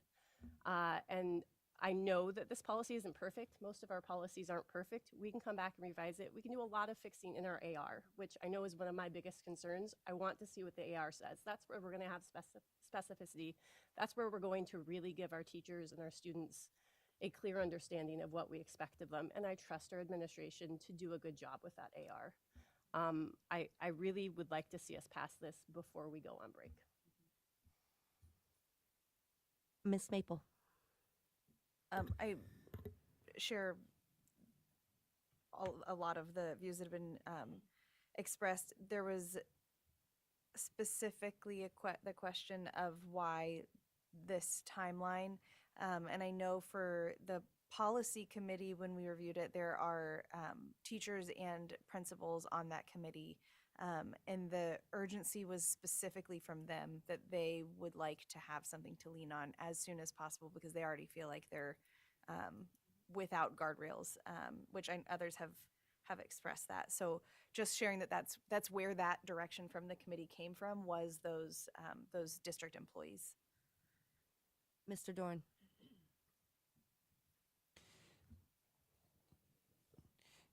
AI is here, and as Mr. Beam has said, has been here for decades in actuality, in one form or another. And I'm in no way wanting to skirt around it because I think it is important. I think it is a important tool. And as in here, it also addresses that it's not just writing. It's not just language. It's not, it's across the board when we use it to do calculations of things. What struck me here, and I really liked the fact that made separation in some ways, but not enough in my mind, for that's can be applicable, optimized instructional practices, but also operational efficiency. Down here administratively, it has been used, is being used, and will be used just for administrative types of things. And I think we need to look at both of those aspects a little bit more. I am not looking for perfection. We will not have it. I don't want it. And I think that, as somebody pointed out, one of the things that's really key in here is that the district will regularly assess the impacts of AI. We don't know all its possibilities and opportunities that are there. And I think it's really, really important, just as a number of years ago when we were working on a device policy, we were very clear as a district not to ban certain things and say certain things could be used because they change and how we use them, and actually allowing teachers and students to try and figure out some ways, innovative ways that we could use it to everyone's benefit. I was very mindful in terms of looking at this, and as I said, I reached a point where if I was just doing amendments, it was too much. But mindful of the request that was coming before us to look at adding a regular meeting, a regular meeting in December, to give us some time. We really, as a board, had the first full, robust conversation. I need to give great credit to Ms. Tillard and the administration for capturing a lot of the points of the conversation, but I don't think we finished the conversation, and I hear aspects of that in our discussion tonight, but also reflected in here that it needs another conversation, is my mind. And it's one of those pieces that over the next month, it's important. And even if we wind up doing first reading the end of December and mid-December, and second reading in January, people then know if it's moving that forward, they know what the concerns are, or what we're looking at and stuff like this, and they can act accordingly. The piece, this is growing, and I really appreciated the Alaska Association of School Boards conference last year. The pre-conference session, the full-day session, was on AI, and it was great. Really amazing the things they offered in terms of history, in terms of currency, and what was happening the next day, the future. Because that's, yes, people have said it's changing quickly. But I do think that it's important to take some time for us to process the different aspects of this, capture some of those, and I think we've got the elements there. I just don't think we're there yet, and I think we have some time. And I really appreciate President Burnett's impetus to add a meeting time so that we can address issues like this and such. So that's where I settled in terms of saying I don't think it's ready, but we can work on it, and our conversation needs to be there. And I will say that I think I see elements of AI among preschoolers. When as you watch them with the iPads or such, I see possibilities for teachers, for support staff, for the administrative logistical staff, in terms of operations, that this is going to open lots of opportunities for us. Yes, we need some guidelines that gives us that wiggle room, that we don't shut doors on it. And it just struck me yesterday, I was Googling something, and now what's coming up at the top of the Google page is AI generated. And I thought, wow, that's, again, this is changing.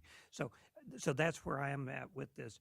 I'm not looking for perfection. I do think we can do better, and we need to have that continued conversation. We have to have that next part of the conversation that staff helped to bring to our work session so well a couple of weeks ago.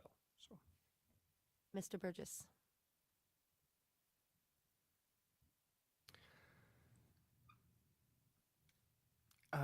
Thanks. I really appreciate Mr. Doran bringing forward concerns. I guess I'm still trying to understand where this misses the mark. I know there's a couple things that I would, potentially change here. But they would be small tweaks. So I'm just trying to understand better, um, what it is that needs to be changed or adjusted here, in Mr. Doran's opinion. Mr. Dorn?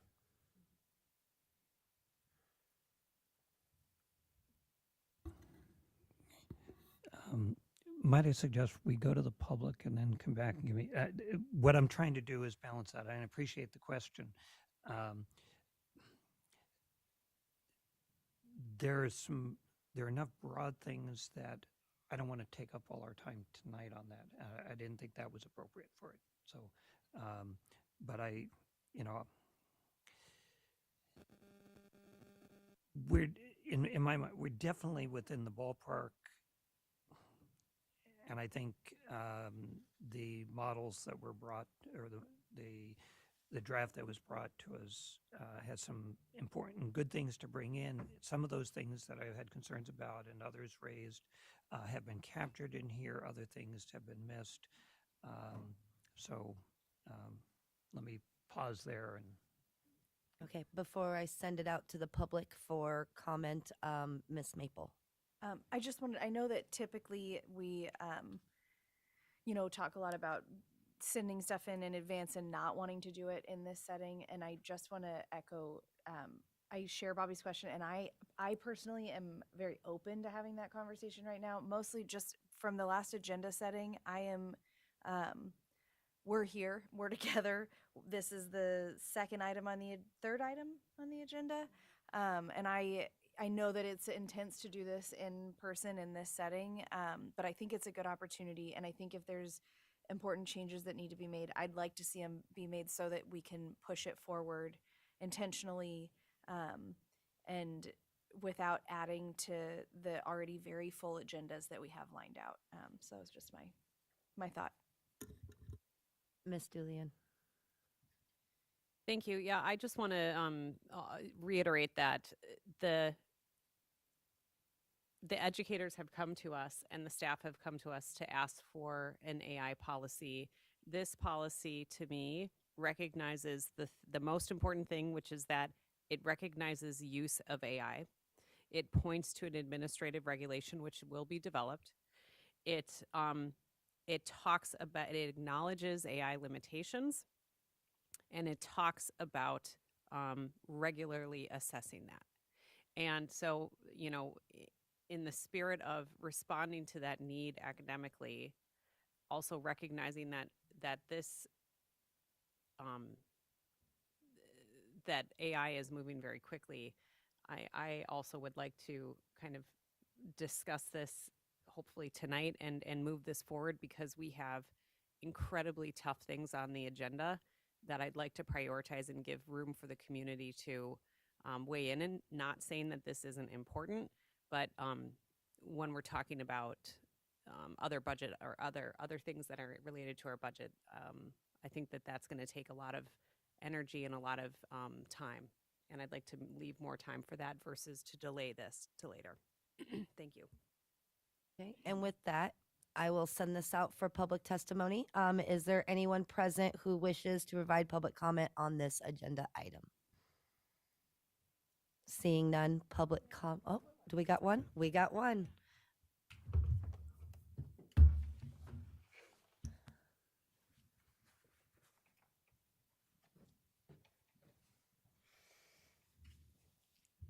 It's more of a question that I realize you can't be answered, and it's just maybe the quandary that we're in with AI. Nikki Eisman, Eiseman. I taught fourth grade. I worked at West Valley for 7 years. I've seen, I'm going to say pre-AI, the contortions that a student would go through in the name of not plagiarizing, which sort of ended up being worse than the original. I am curious to know, and this is one of those things that makes me think, gosh, I'm actually glad I'm not in the classroom anymore, because this is such a tough situation. So a student is only supposed to use AI. I think the example was about the War of 1812.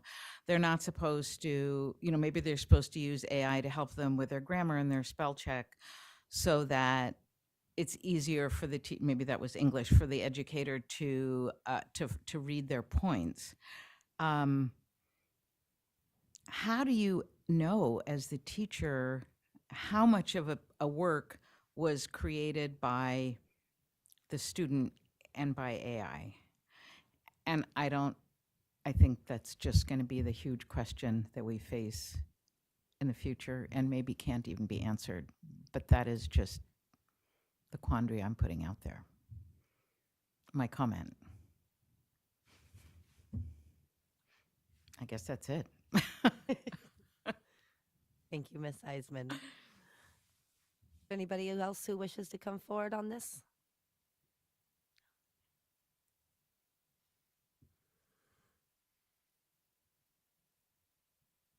Jackie Muehlbauer, Fairbanks.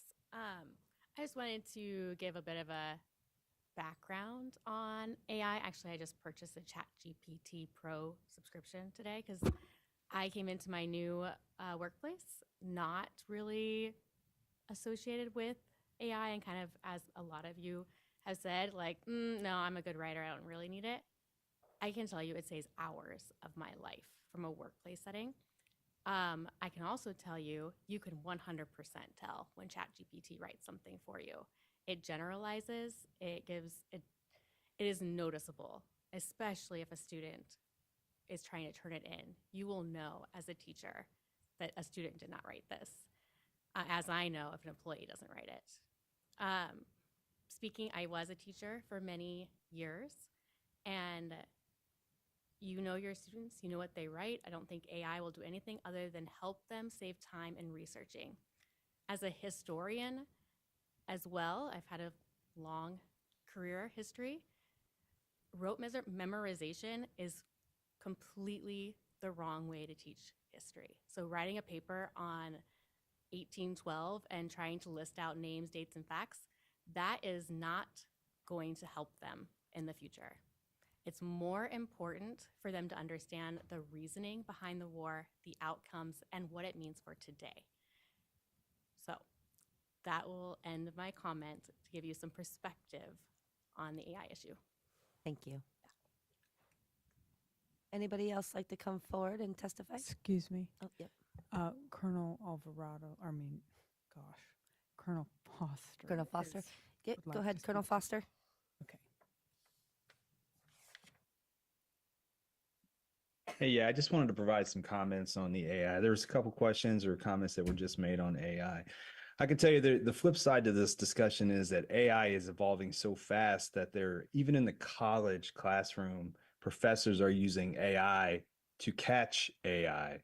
So it is moving that fast. And it also comes down to prompts. If you know how to properly prompt AI, you can fool a teacher, you can fool an instructor. It's about how well you know how to use AI. As a parent of a 21-year-old college student who comes home all the time and says, hey, the colleges are using AI to catch AI. So it is evolving. I do believe that this policy is at the right time, that it has to be discussed. In lieu of guidance, you're going to leave teachers out there to address it on their own. And that could put them in a bad spot with parents or students. So that I just want to provide some context to some of the comments that have been made out there as a 21-year-old who he battles using AI. He doesn't use it. He uses Grammarly, which I've used Grammarly in my multiple master's programs. It does help. I've used spell check throughout my entire academic life. So it just continues to evolve, and it is an important discussion to have. Thanks. Thank you, Colonel Foster. We did have one more public testimony. If you want to come forward.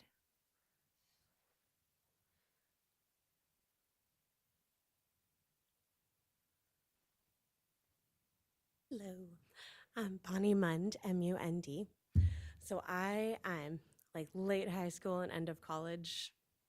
I have no idea if it already existed before then or not, but I was the Wikipedia era. And I, as a student at that point, especially at UAF, I found so much comfort when specific guidance was given. Wikipedia could be given as or used for like brainstorming, like come up with your idea, find the links. It was not something you were allowed to use for a final draft, for fact checking, for those kind of things, because anybody can add to it.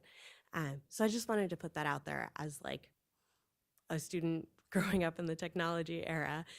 It gave me so much comfort to know that there was like concrete guidance and expectations. So I hope that you will maybe provide that for the teachers and staff and students. I think that is much needed. Thank you, Ms. Mund. Anybody else like to come testify on this policy? Seeing no one, public testimony is now closed, and we will go back to the board with Mr. Shannon. Yeah, so I'm gonna piggyback off of what Colonel Foster was saying. I absolutely agree with him. The prompt is everything. Like if you asked about the War of 1812, for example, it might give you a generalized essay, but let's say you want to know what General so and so was thinking during this exact moment. If you ask that, it'll give it to you, and it'll give it to you in a very, very organized way. Can you tell that an AI wrote it? Probably. If you just take what it gives you and you paste it into your essay document, you can probably tell that an AI wrote it. But there are so many ways to get around that.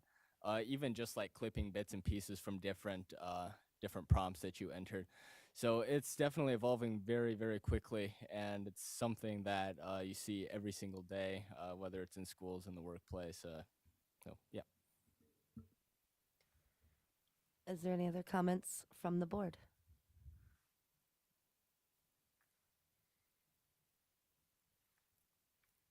Seeing none, we will move this to a vote. A yes vote will pass this first reading and move it into a second reading. A no vote will take us back to the drawing board. Ms. Richardson, would you please call the vote? Colonel Foster, Yes. Miss Charlie, Yes. Mr. Shannon, Yes. Mr. Burgess, Yes. Miss Julian, Yes. Miss Carol Hubbard, Yes. Mr. Dorn, No. Mrs. Hardy, Yes. Miss Maple, Yes. Mrs. Burnett. Yes. Thank you. Motion carried. Thank you. All right. The general AI first reading policy has passed, and that will move us on to our next one, which is BP 1046. Academic integrity policy is proposed to be revised and is before the board for first reading by the administration. Ms. Dillard, welcome back again.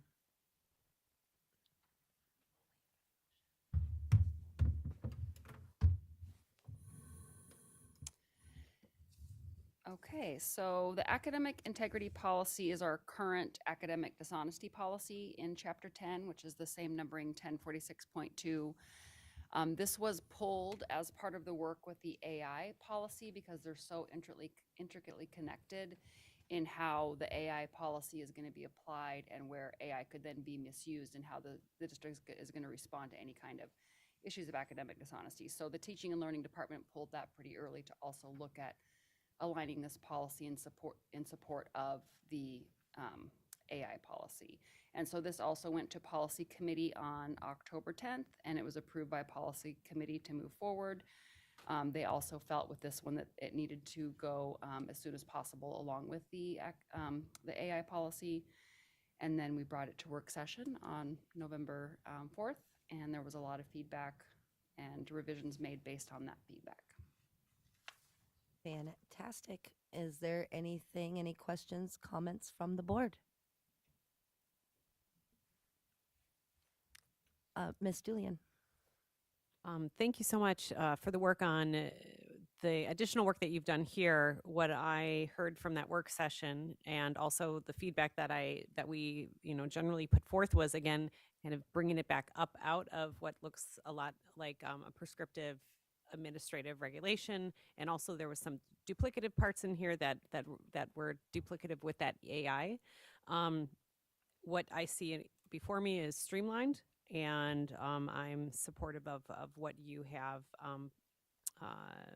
What you've put forth for this first reading. Thank you.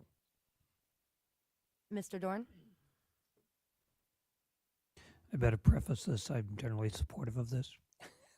So, and I think it's appropriate, but I do have some questions and some comments.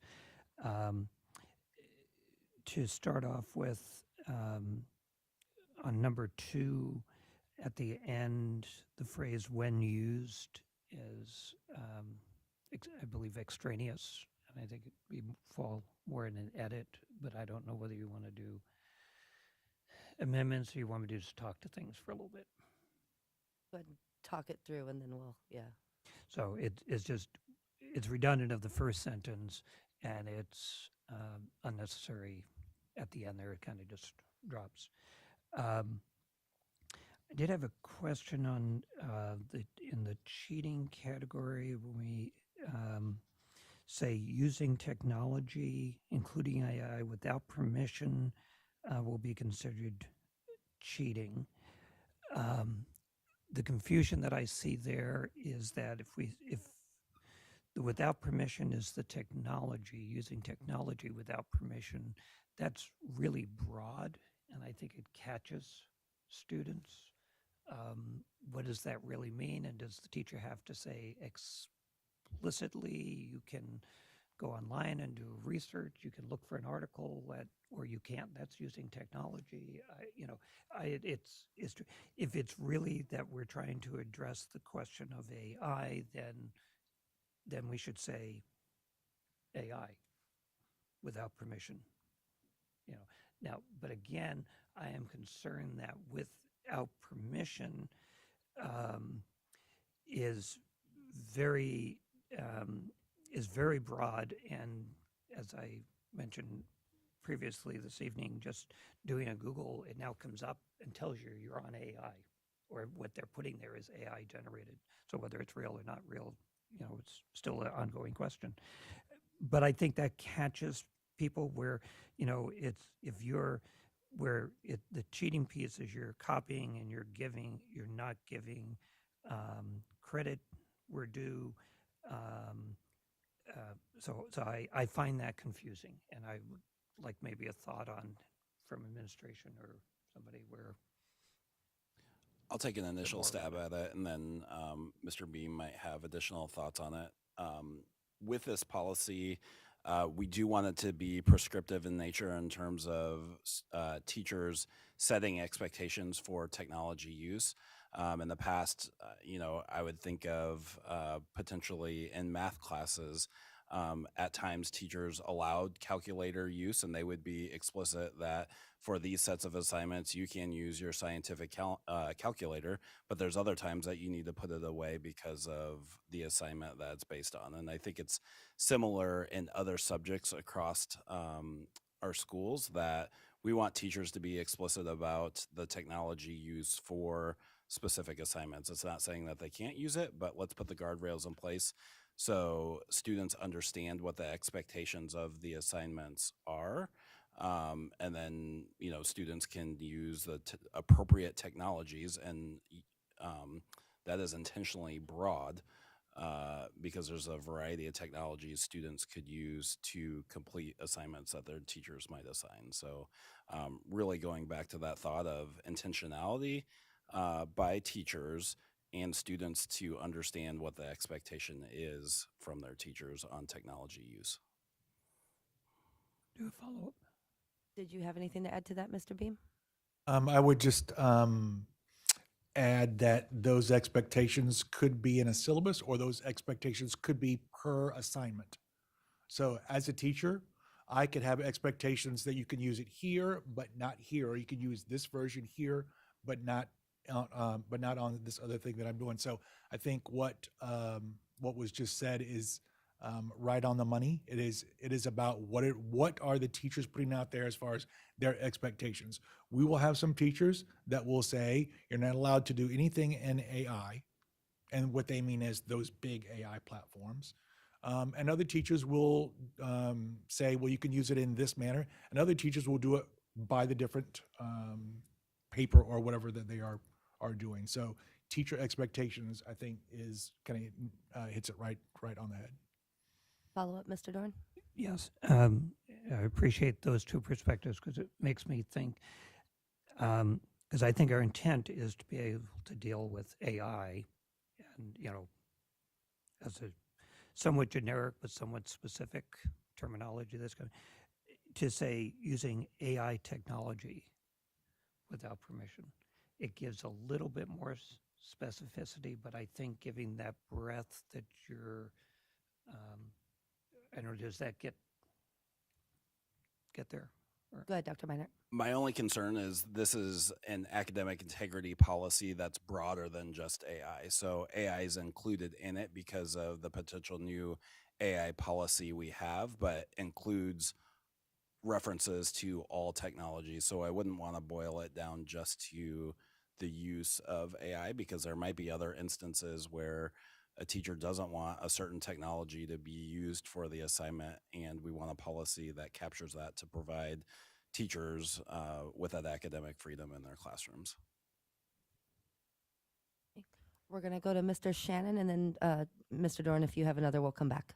Mr. Shannon? Yeah, so I just wanted to point out that I really like this section under violations on the last page.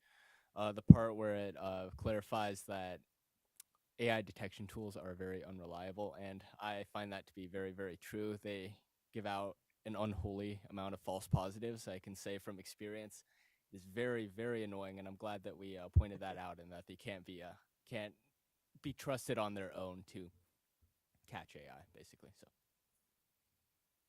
Back to you, Mr. Dorn. A question under the violations section. We substituted the term on the second line there saying teaching staff, and where previously the wording had been teacher and/or administrator. Could you explain why that change took place? Interestingly enough, that was a topic of conversation, Mr. Dorn, because it is, we're trying to capture all of the different, like, for example, a librarian might be doing a poetry contest and have rules in the poetry contest about about not being able to use AI to generate content. So we're trying to capture, anybody that could be in that instructional role. So not narrowing it down to just the title teacher.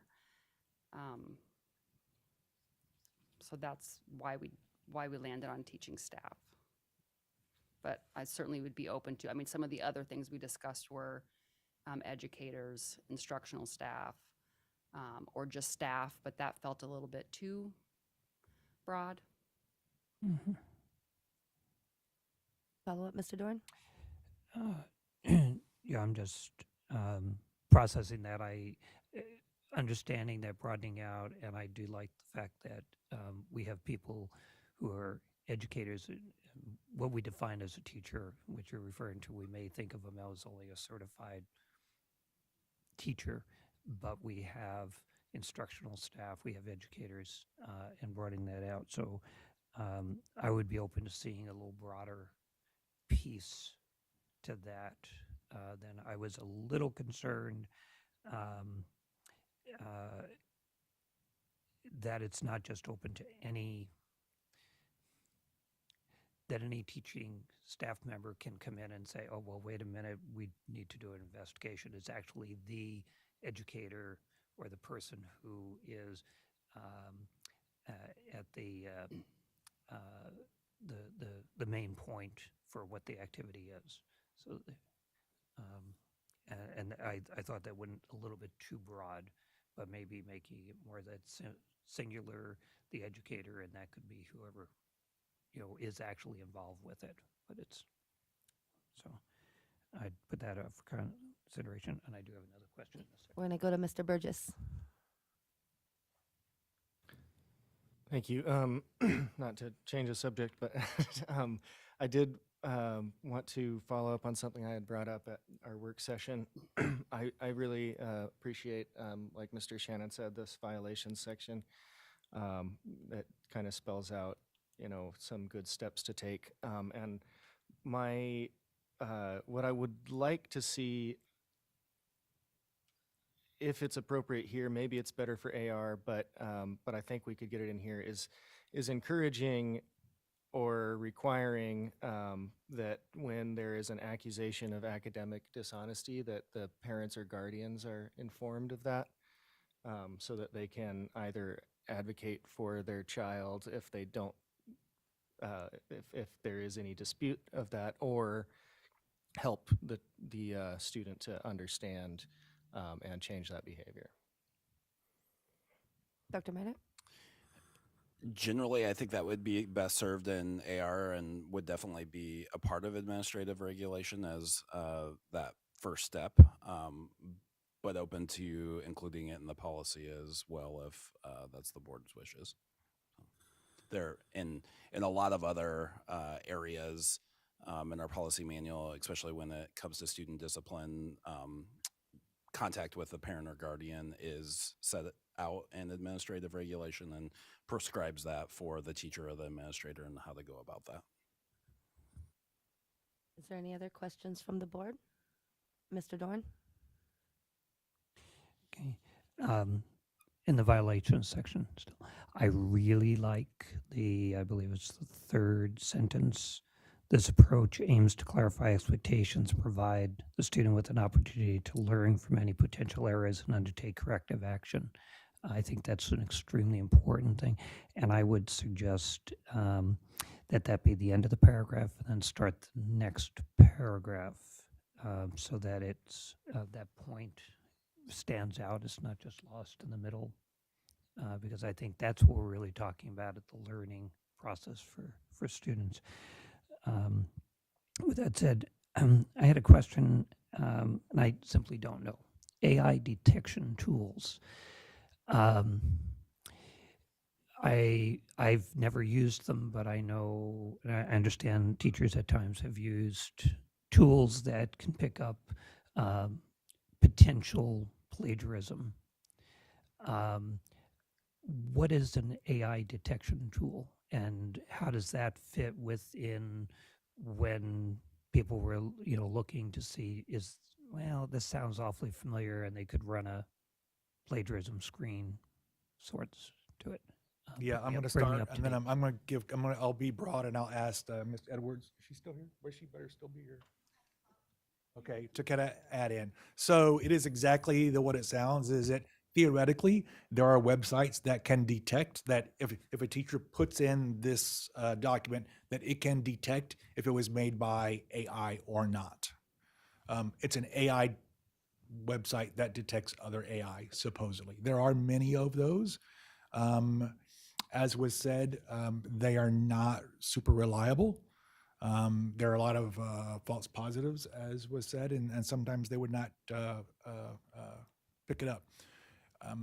AI platforms will come out or have come out and said is that, no, we're not great at making sure that that's the case. So as it says here, is that if there is a detection tool that is used by a staff, that it would start that initial conversation. What we don't want is a teacher to say, oh, I put this in here and it says that you're cheating, so therefore you're cheating. That's not where we want to go.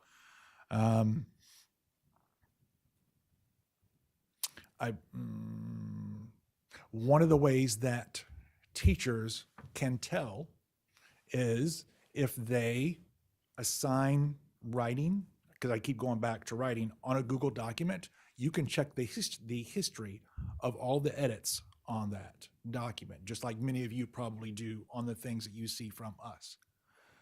What that means is if I'm a teacher and I assign something and it looks a little fishy to me, I can click on the history of that Google Doc.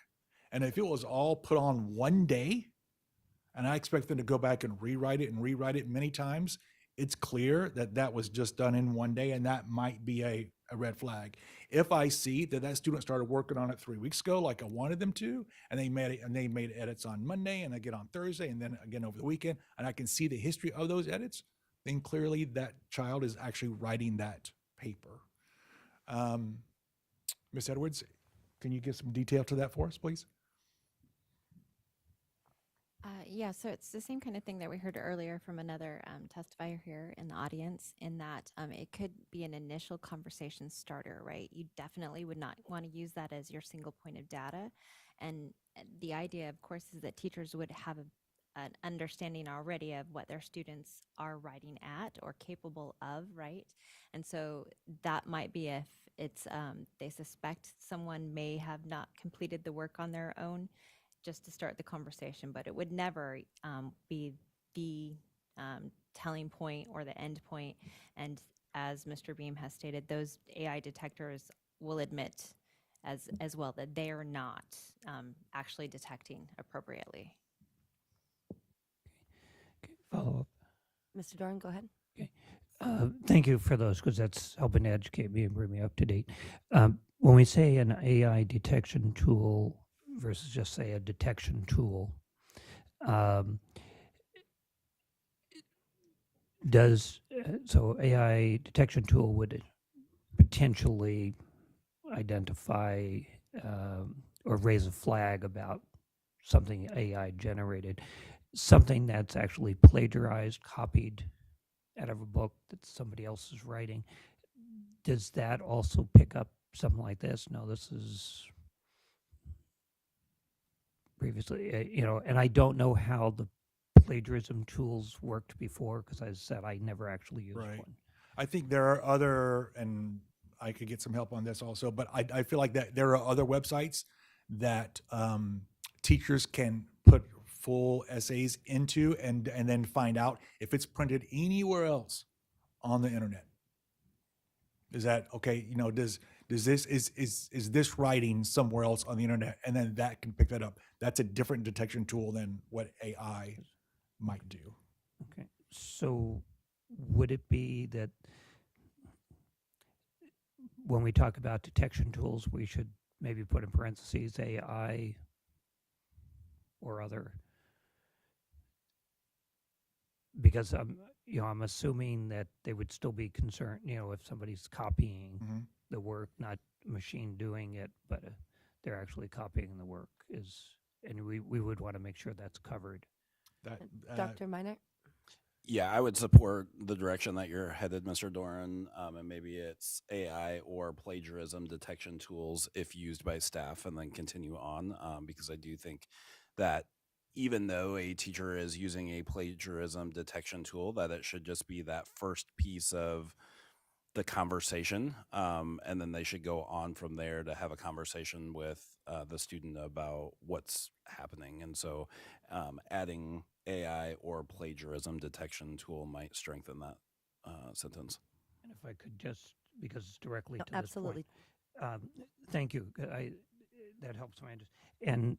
And I would just suggest that the wording we had in our earlier draft, probably, because exactly the point, they are not reliable. They're only initiate a conversation or even a thought. But that while, and I'll just say, detection tools may offer initial indications, the gathering of additional evidence remains essential to support thorough review. That is a clearer statement than what we have here. So I would suggest using that one, and it gets that question of reliability. It says, hey, this is only initiation, which is what people are saying. So. Okay, any other comments from the board? Oh, yep, Ms. Julian. Thank you. I had a question that I just wanted to ask because it had come forward, and it also in public testimony, and this is, if I may, to the administration on this. What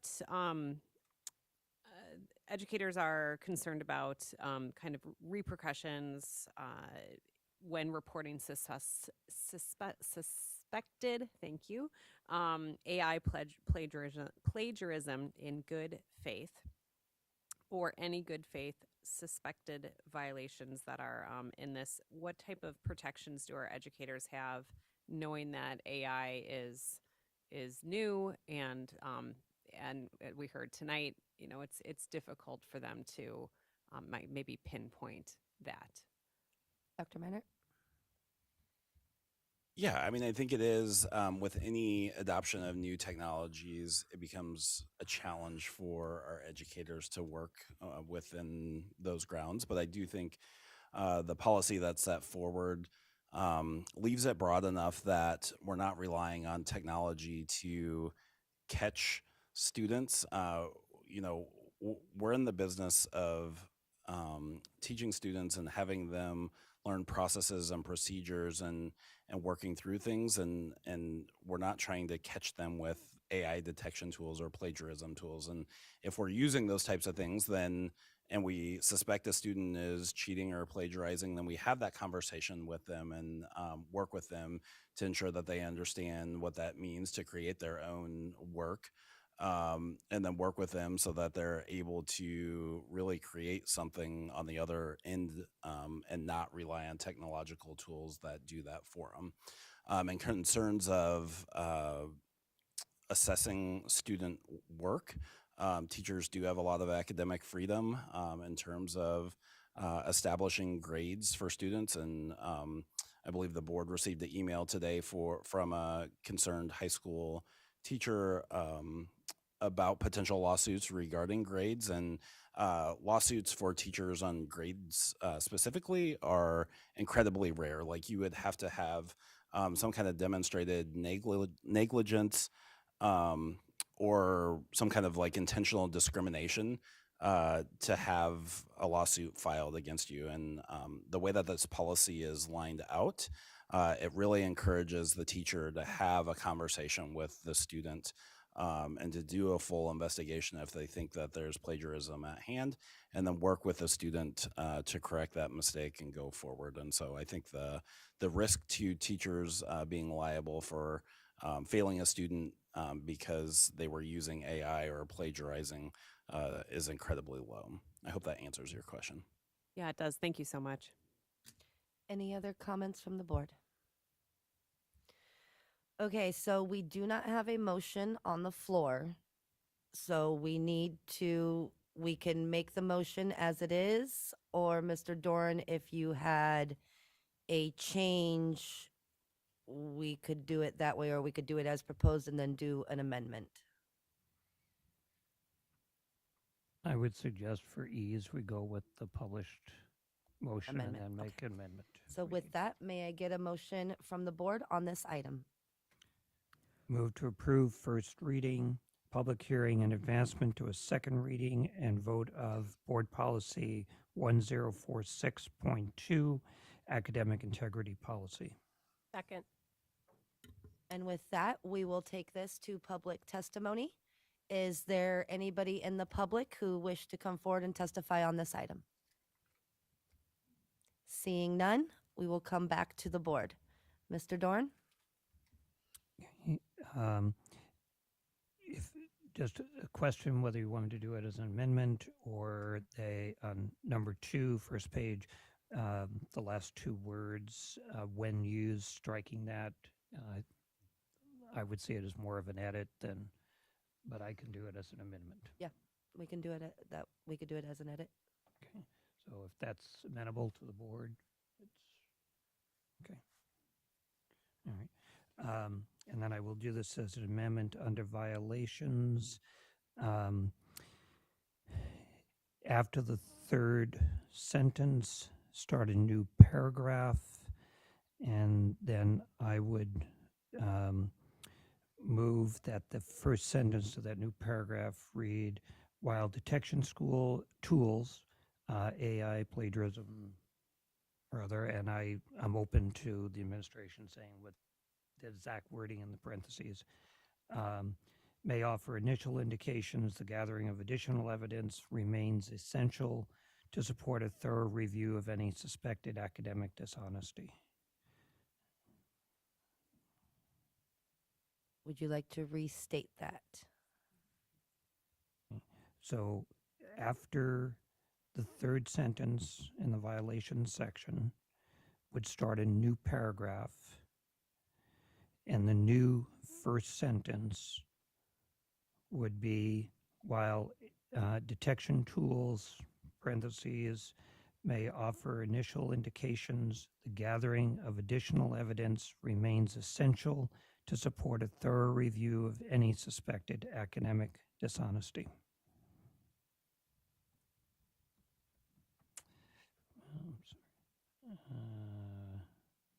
I'm sorry, that becomes redundant. Okay,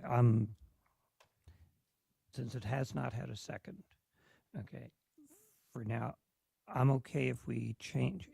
I would suggest, and again, this could be an edit rather than an amendment, tell me, is making a new paragraph, the change detection tools, and then the parentheses, as we talked about with the administration, specifying AI, whatever they are, AI, plagiarism, whatever there would be. And then I can live with the rest. Would this be okay with the board as an edit as opposed to a motion to amend?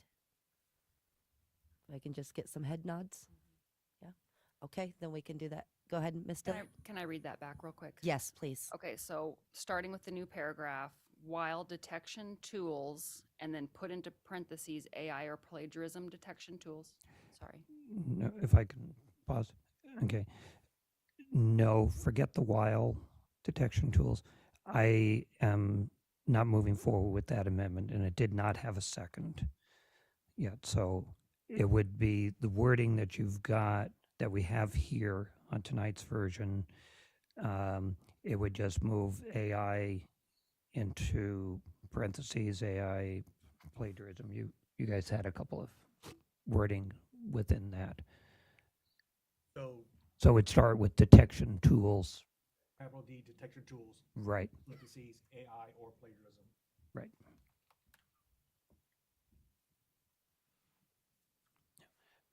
My other one that I was going to, it becomes more complicated with the rest of the paragraph. I can live with that paragraph. Once administration has that entered, can we just get it read back one more time just to be sure? Ms. Hardy? May I suggest that Mr. Doran forward these and then they can be just put into the second draft so we could pass it as is, knowing that those edits will be made? Excellent suggestion, Mr. Dorn. If you could please do that. And we'll get it in for the second reading. Okay. I think they already have it. It's moving. Okay. AI is the only word change, really. So. Okay. I think it's And done. did you guys get that taken care of? Is that? I think so. Okay. Can you read it back for me? Detection tools, AI or plagiarism, may offer initial indications. However, the gathering of additional evidence remains essential to support a thorough review of any suspected academic dishonesty. Any comments from the board? Oh, can you read it one more time? Yeah, can we get some clarification? Mr. Doran, did you want to leave it, other than the AI detection tool part, leave exactly what's in here? We're not harkening back to the one 2 weeks ago. No.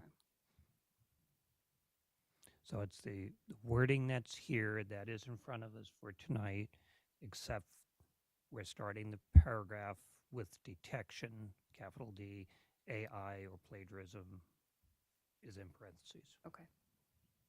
Got it. And then for the board, can you read it back to us one more time? Detection tools, AI or plagiarism, if used by staff, may offer initial indications of cheating, plagiarism, but they are not reliable on their own. The gathering of additional evidence remains, and that continues on the same. Thank you. Any comments or questions from the board?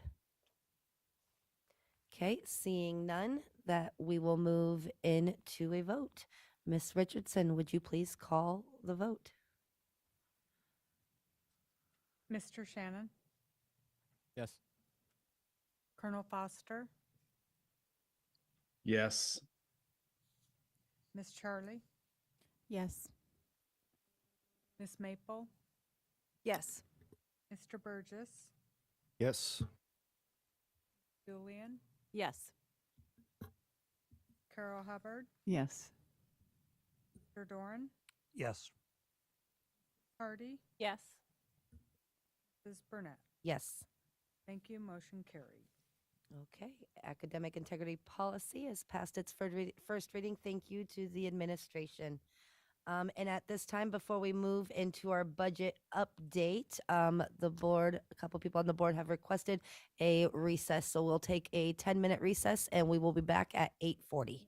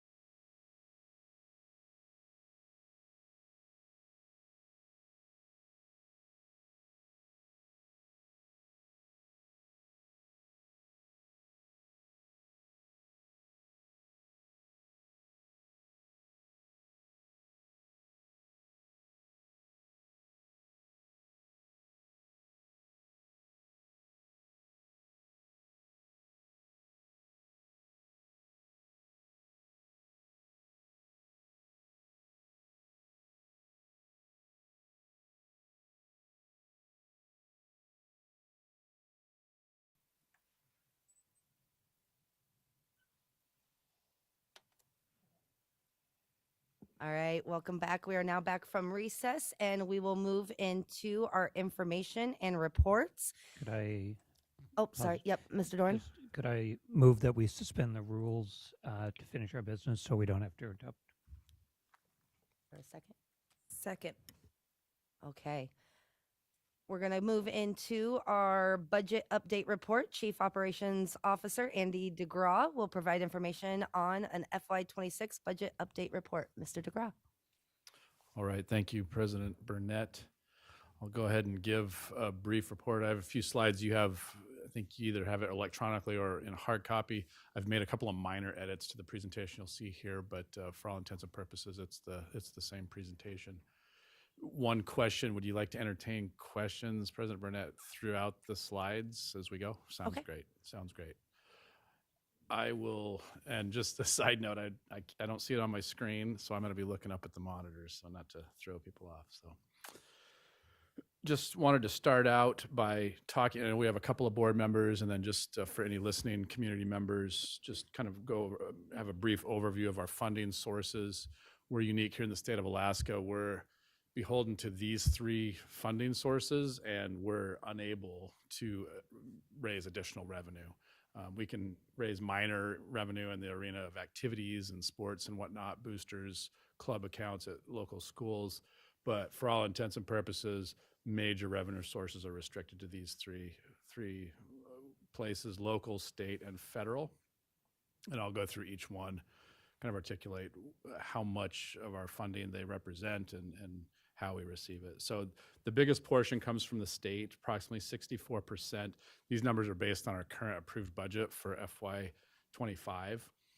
We receive the majority of that 64% through the foundation formula. You hear a lot about that in the public, a lot of that, in our advocacy efforts in Juneau.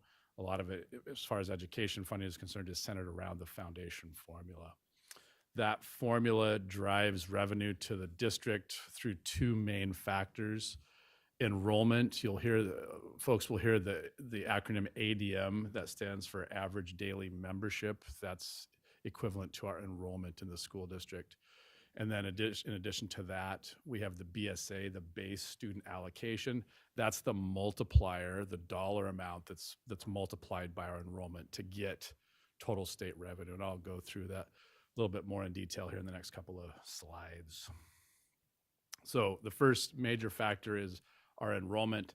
This is a 10-year, I think about a 10, 11-year look back history.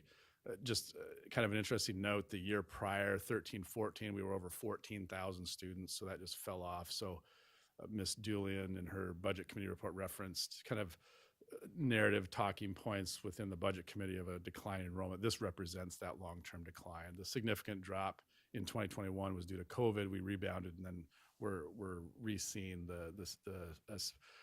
actually quite a significant drop this year. It was much larger than what was anticipated. We have a question, Ms. Julian. Mr. DeGraw, for the audience, can you please explain a little bit about that recent drop and where we see a lot of those people going to?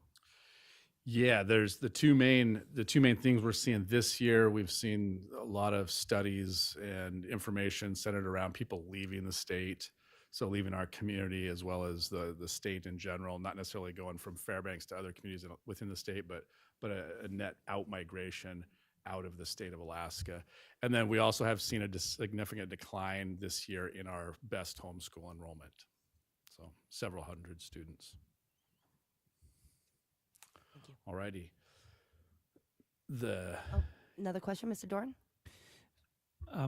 Sorry, and not to put down the spot, but I just want to clarify on our homeschool enrollment. If I understand the report, we're basically about even, but we've seen a decline in military-connected students.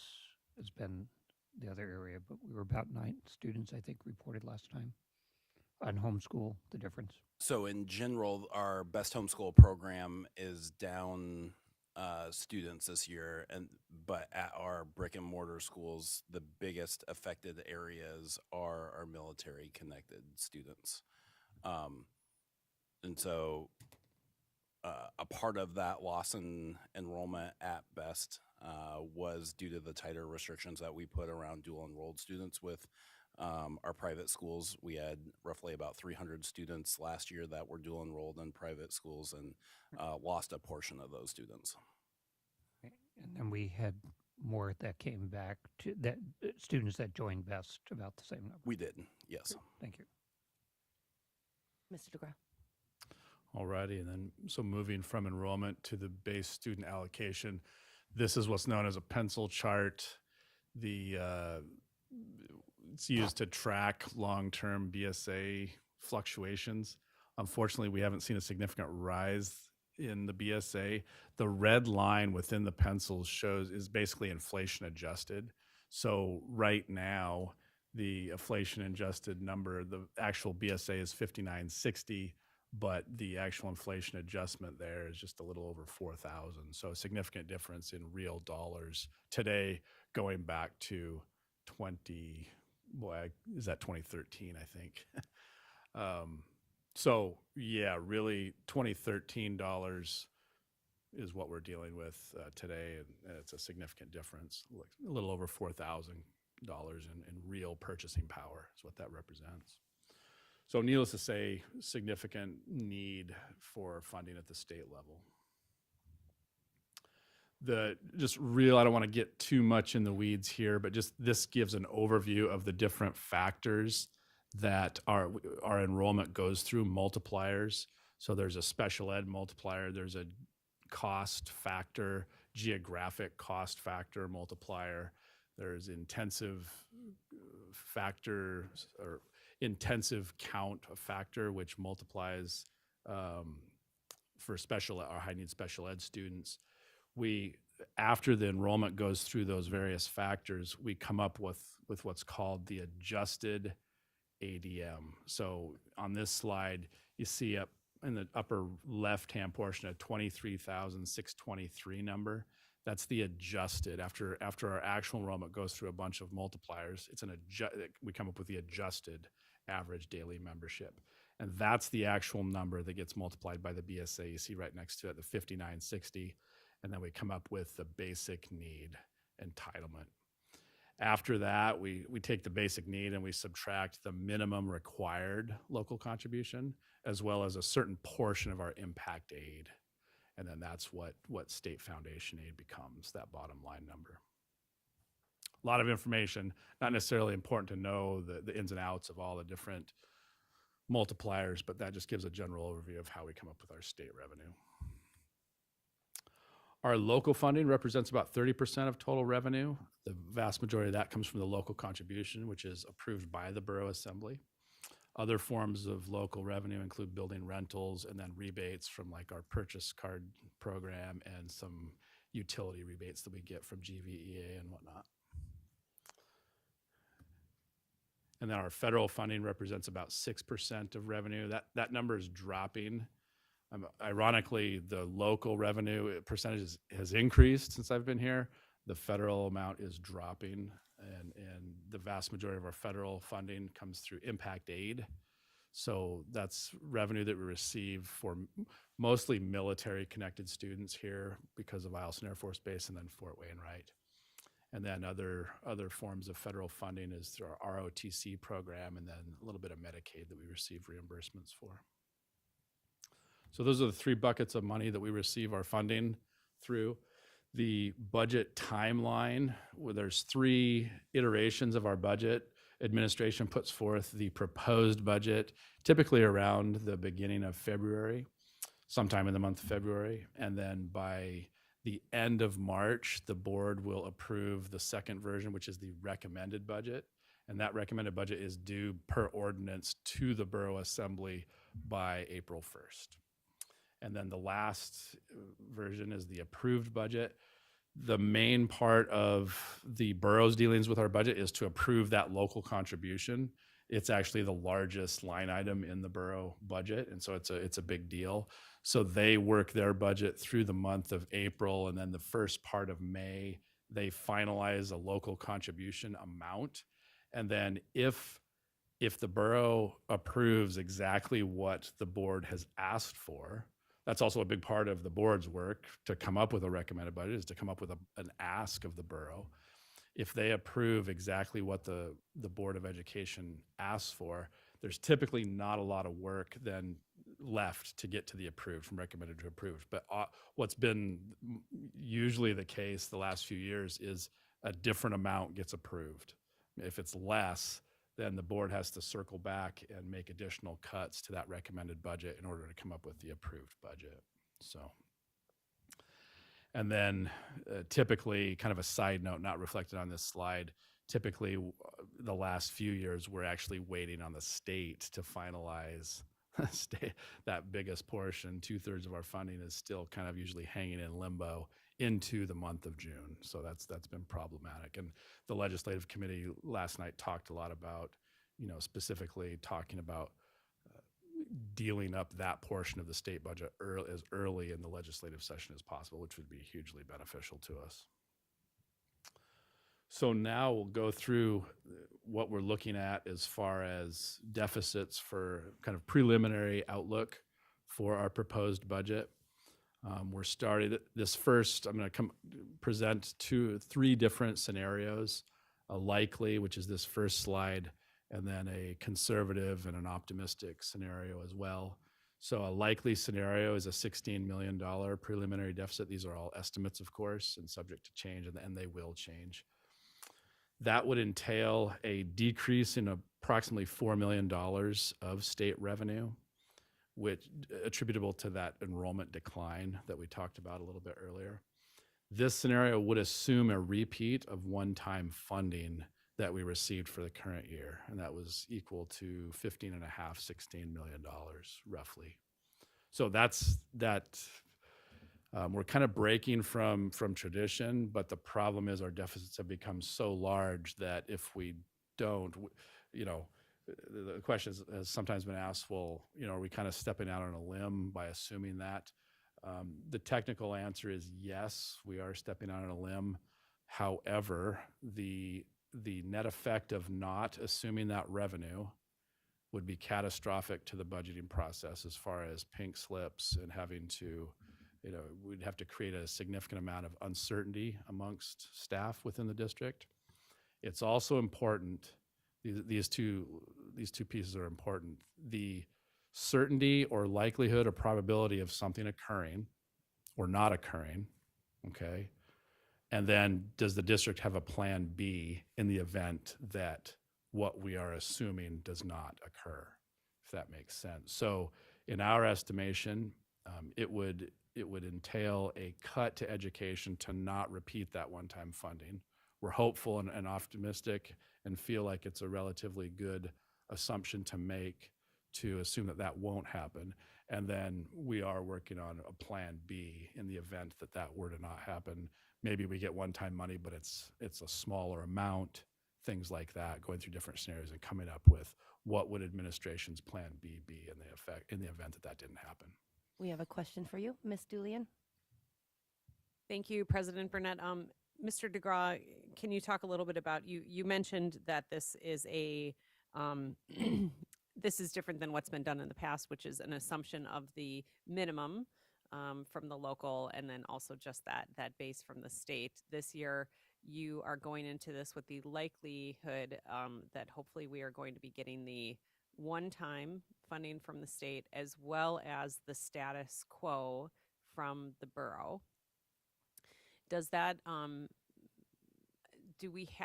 we within the realm, would the borough then need to be using one-time funds to cover the status quo from last year to this year for that local contribution?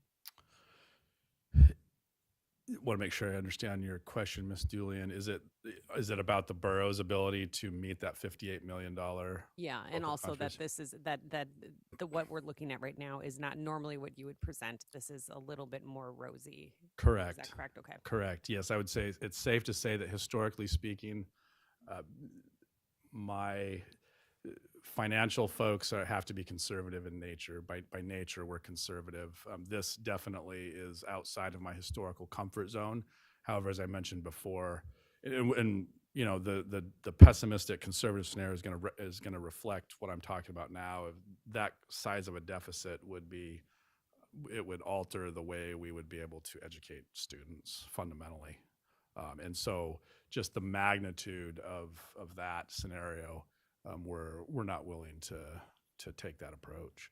And then to the question of the borough's ability to grant us the $58 million to stick with status quo, yes, it's my understanding that due to the tax cap, the local tax cap, the borough is not able to generate $58 million of revenue for the district and would need to come up with one-time funds to hit that $58 million mark.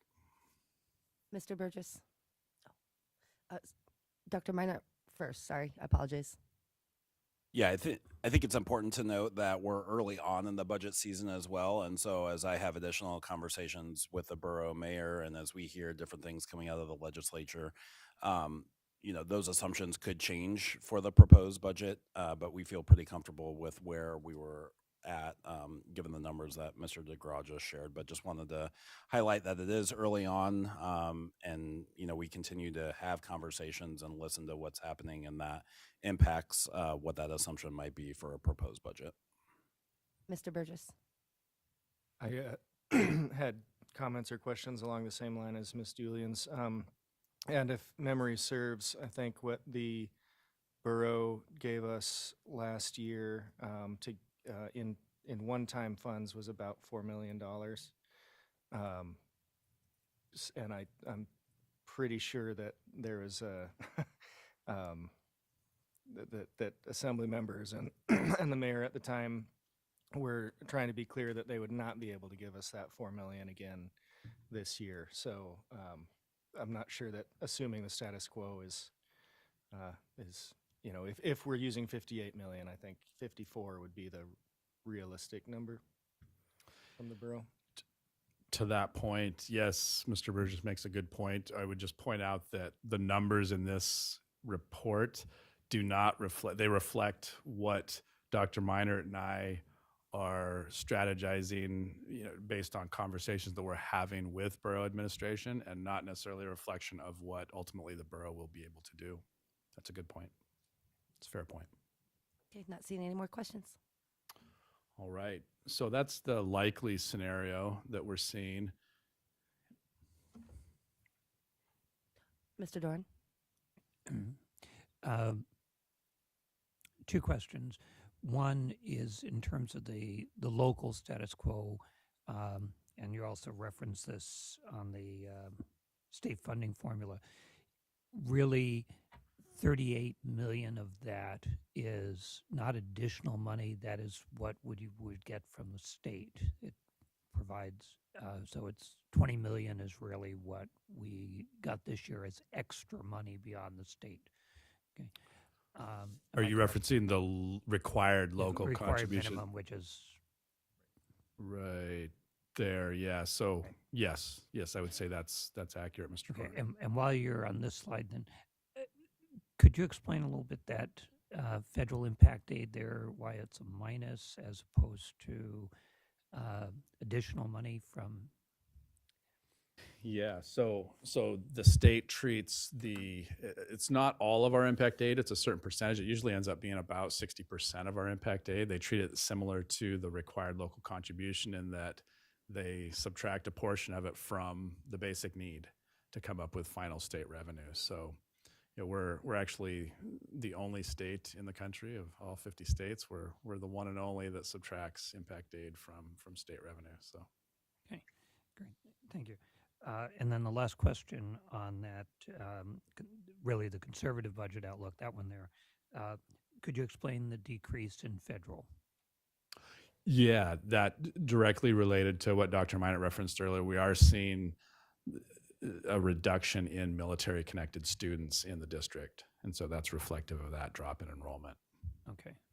Not stagflation. Well, there's also be a stagflation because they are not increasing. So it's the number of students and. Correct. Okay. Yeah. Great, thank yeah. you. That a lot of multipliers in impact aid, and they're kind of similar to the state. There haven't been a lot of necessary increases in those formulas in impact aid. All right, so a conservative, pessimistic outlook would be not assuming, I referenced this earlier, not assuming that one-time funding repeating itself in FY26. So that would push the deficit from 16 million, basically double it, so to $32 million. And just for, for context, a lot of people out there might not, well, how much is that? That's approximately, that's getting close to 20% of our total general fund budget. 16 million, we run about 190, $200 million general fund budget. So 16 million is getting close to 10%, which is just a huge number. It's a huge number. So $32 million, again, if we had to actually cut $32 million, it would fundamentally change how we educate students, meaning class sizes would explode, would get huge. And so that would involve a $20 million decrease in state revenue and then the same status quo local and same federal impact. A more optimistic outlook would involve still an $8 million deficit, but this would assume a 50% increase to one-time state funding that we're seeing this year. So we received an equivalent of a 680 BSA increase, not a BSA increase, but one-time funding equivalent to a 680 increase. And so it would be another 340 increase. So an increase of about, is that 1,020 or so. So that kind of gives people context on how much revenue a given BSA increase generates for the Fairbanks School District. A 680 is about 15 and a half, 16 million, 340 is half that. And you can kind of interpolate different numbers as you look to have conversations and advocate. Mr. Dorn? If you could go back to the pencil chart. And I appreciate the updated chart that you've included in here, and just the administration make sure it gets on the. But I think what's really significant here, and my question is, this is based on the Legislative Finance Division numbers accounting for the loss of purchasing power because of inflation through FY25. If we got, if the legislature and the administration followed the Legislative Finance Division's calculations, and we know it's be $1,808 through this year, not including next year's, what would that mean for us, dollar-wise? I don't want to get too optimistic and go there, but what would that? Yeah, I'm just spitballing. So it'd probably be $24-25 million in that range. So yeah, full.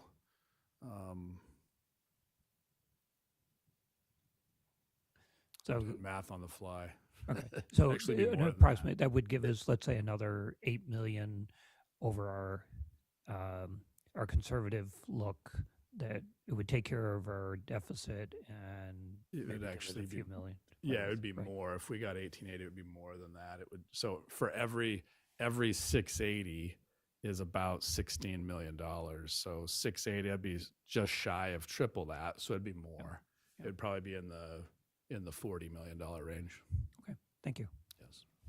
Ms. Maple?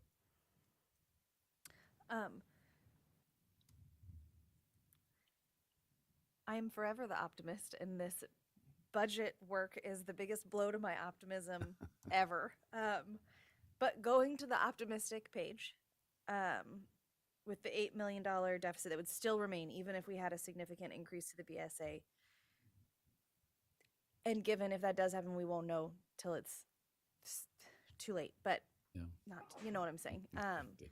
But even if that happened, let's say for some wild reason, the legislature went down and they passed legislation early saying that we're going to increase the BSA and we weren't worried about a veto, would you still in that scenario, or rather my assumption is that in that scenario, you would still recommend treating it like a $16 million deficit because it's going to just keep growing, that the next year we're going to be in the same, because the BSA, we can't expect, like if there was this great increase, that one increase doesn't keep up with inflation over the next 5 years.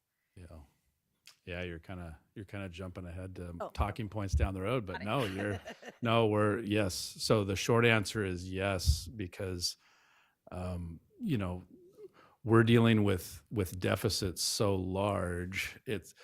There's so many layers to this. There could be a realistic scenario where we get an infusion where for Fairbanks School District, we get a significant infusion where people are like, hey, here we go. And it just brings Fairbanks up to, you know, and then we face the danger of doing this, you know, immediately. So I hope I'm getting at the essence of your question. And I'm jumping ahead to other talking points that I had down the road. We face what's called a structural deficit. You'll hear that term. Structural means we can't nickel and dime our way out of it. It's like a couple houses ago, we had sheetrock that all of a sudden it was cracking, and I was freaking out initially. And a contractor came and was like, "Oh, that's just the sheetrock separating. Just get some mud and, you know, and patch it up. It's not a big deal." As opposed to other types of cracks in sheetrock that indicate a foundational issue. We have a foundational structural issue. We can't just nickel and dime our way out of it. So yes, regardless of if the state comes in and does something that they might or might not do it down the road, our approach in the proposed budget is to take a structural approach to try to right the ship. And now I'm jumping way, you know, again, this is good. Great question. The size of our deficits I'm speaking to the choir here, but I'm in it every day. The size of these deficits are taking a toll on our school district, and we've got to right the ship. And that's going to take big, hard, difficult, terrible decisions. But it is what it is. We are where we are. And yeah, so I'm going on a rant here, but it's a great question. Am I getting at what you were asking, Ms. I have a Maple? follow-up too. Okay. Is that okay? Yes. Okay, going back to being the optimist. Yeah, and If we plan for a 16 million deficit and get this and end up in this much rosier version where there's an $8 million deficit, obviously the fiscally conservative, responsible thing to do is to build up our reserves. But in addition to that, does that potentially put us in a place where we're able to invest more in the students we've got? Yes. And so the big rocks that Dr. Minert and I are going to put forward in our proposed budget are things that we feel like the district needs to do regardless of our financial situation. There are things that will create resources that I'm into my 7th budget cycle, and we've never been in a situation where we can invest. I mean, how awesome would that be to be able to reduce class sizes, to be able to add aids to help students with reading, and to further move it. Look what we're doing with the READS Act without resources to do much of anything, right? I mean, we have folks in the trenches who are getting burned out every single day. And how awesome would it be to be able to invest in people, more people, to help students learn better and more, and to be more successful? And so the short answer to your question is yes, we're going to recommend doing these things even if a ship comes in. I mean, and I'm with you. Hey, we just had an election. You know, there's been some movement. You know, we were one vote away from overriding a veto last year. You know, so I think there's some reason for some optimism. You know, and so we could see some kind of an increase potentially. You know, who knows? But it's possible. I don't think that's a crazy scenario. And so, but our recommendation is going to be to make the hard decisions because it's best for the organization. It's best for students in the end. A little bit of short-term pain and angst. Yes, absolutely. Are these easy decisions? No. I've talked about this at length before. You know, closing schools is hard. You know, consolidating is hard. But with my talking point at the end is making hard decisions with an eye to the future, where we're really going to be able to invest and help students. Ms. Julian? Thank you. I too like to be the optimist. However, these last couple of years have beaten that out of me, and I'm now a realist, primarily when it comes to numbers. And when I look at going back to the $16 million, I almost want to call that an optimistic outlook, because we are assuming funding at the local level that is a stretch. We're assuming the same thing that we got last year from the state, which was a stretch for them. Now, there, like you said, there was just that election, and hopefully we can continue to show that growth that we've had in our student achievement, especially in reading and in math across the board, but in reading particularly in K through 3 with that 23% increase just last year. That's huge. That's getting our kids up on step. When I look at thank you for talking a little bit about the structural deficit that we have and right sizing based on enrollment. Can you talk a little bit about how, what is the magnitude that we have to look at when considering facilities and closures of facilities that will even get us to a place where we're within striking distance of potentially 16 million? Are we even looking at our $16 million kind of rosy realism? Are we going to get there with facilities, or do we still have to make really tough decisions that are going to impact students? Yeah, it'll take a number of facilities, and we'll still have a ways to go to climb the hill.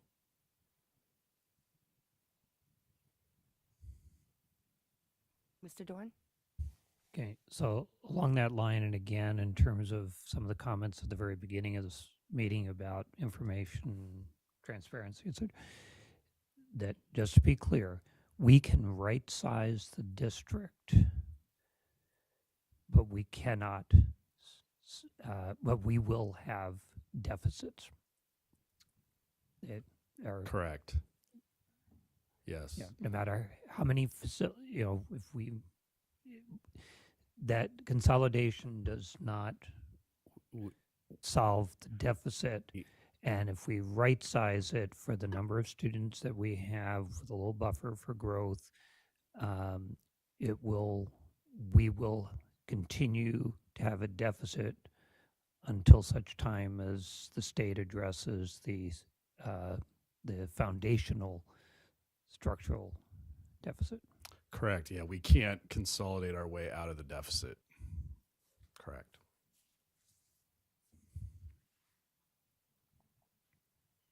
Okay. All right.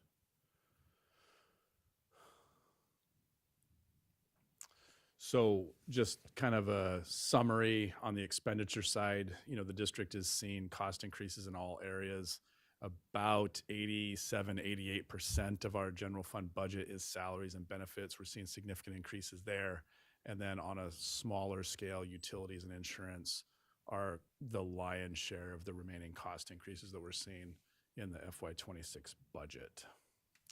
Fund balance, just a real brief summary of that.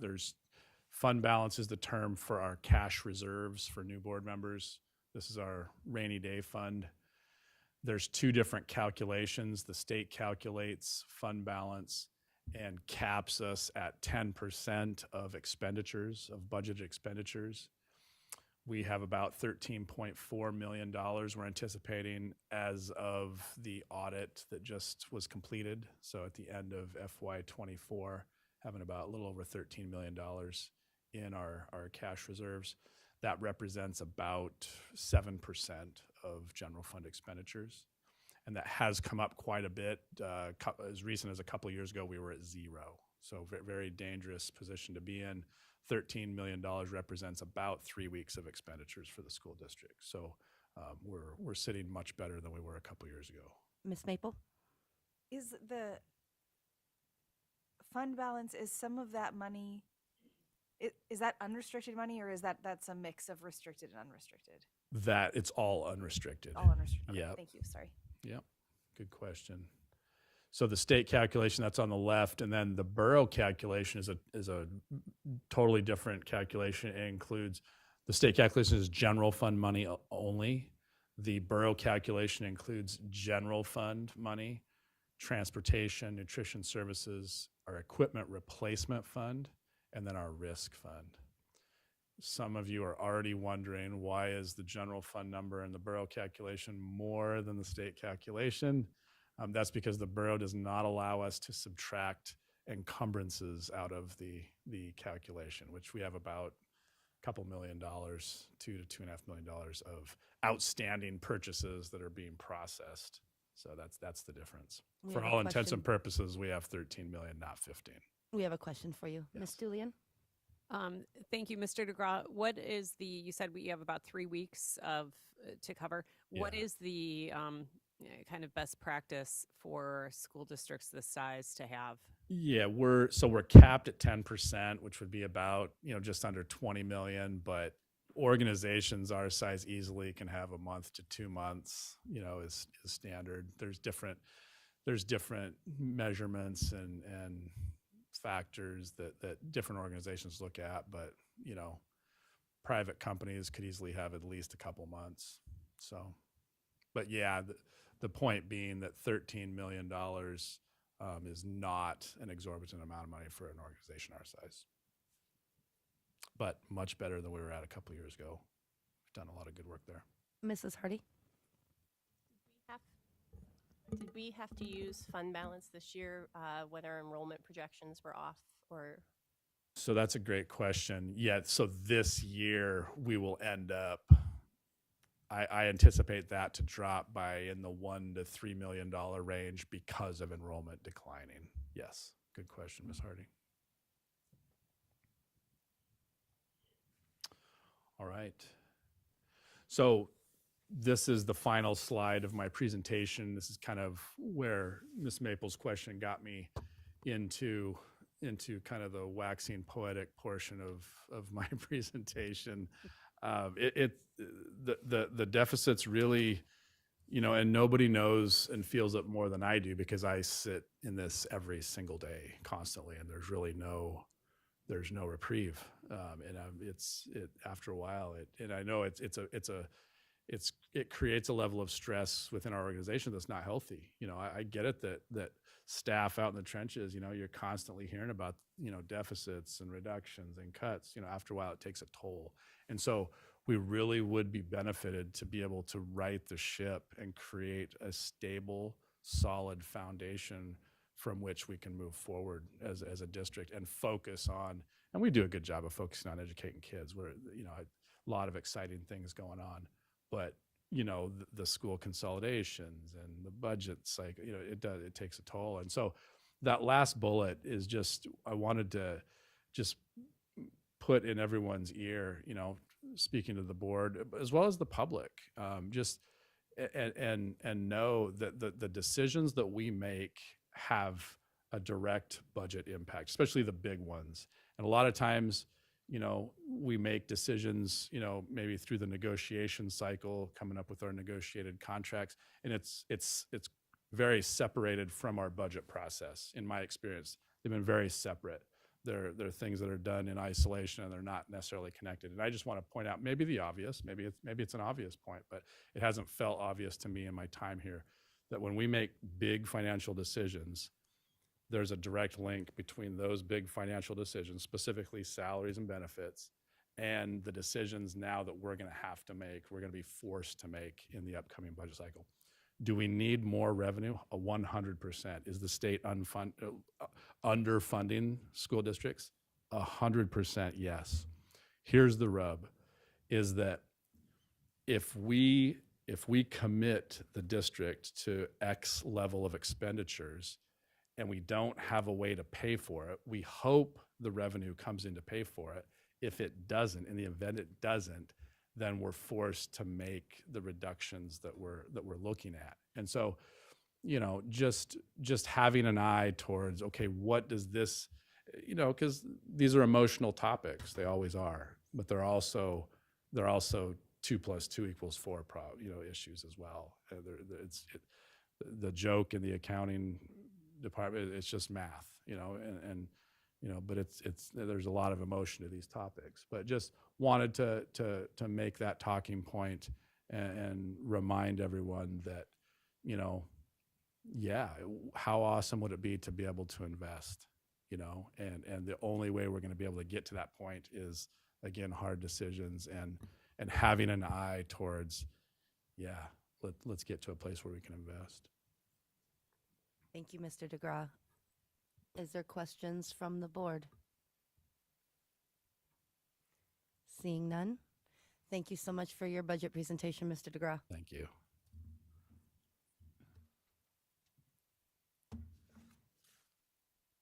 Up next, we will move into our Alaska Reads Act report. Executive Director of Teaching and Learning, Chain Beam, and Assistant Superintendent Kate LaPlante will provide information and an update on Alaska Reads Act.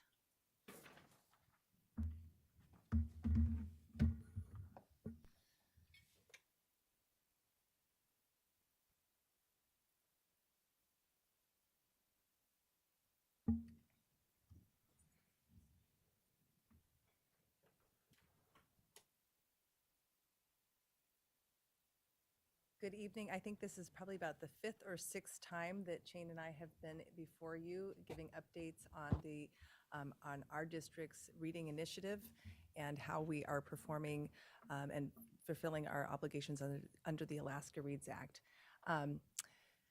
We really enjoy this, and in fact, each time we've come, we've been just a little bit more excited about the progress that we've made, and I continue to be very, very proud of the work that we've done as a district.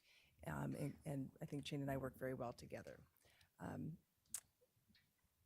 This year, we continue to focus on strong and effective reading instruction and an increased attention on family engagement. And with that in mind, we created our first Family Learning Adventure Math and Reading Rally, which took place on November 2nd. You've just been given some information that was shared there with families. It was kind of a family conference, a learning conference, and previously, I gave you some of the things that we handed out to children. We really wanted families, parents, and children to feel very welcome and like we wanted them there. Multiple departments, including teaching and learning, the special education department, student support services, special education, nutrition services, migrant ed, and others combined forces with our community partners like Stars of Gold Readers to make this a fun and engaging event. Overall, we had 117 individual people come and attend. JORTC from Lathrop helped provide childcare for 31 children. We gave away books. Students, coaches from Arctic Light led Playworks games in the gym, and every child, like I said, was greeted with a swag bag, snacks, and things to take home to do additional activities at home. And I would say that it was, for our first one, it was a great success. We heard lots of families saying we should do this every year. Speaking of kind of what happens over the course of the year, we have benchmarks that we do, assessments that happen throughout the year, usually 3 times, fall, winter, and spring. And we use these to inform our teachers and our educators how students are doing, performing in reading and math, although right here we're looking primarily at reading. So we have the K3, kindergarten through 3rd graders take the M class for reading. 3rd grade through 9th grade take the MAP assessment for math and reading. And in the spring, the MAP assessment combines and is really the AK star and is for our 3rd through 9th graders for math, reading, and science in specific grades. And this data, the data that we'll be going into today is from this fall, and we'll also be able to do a comparison now from our students this fall as to last fall.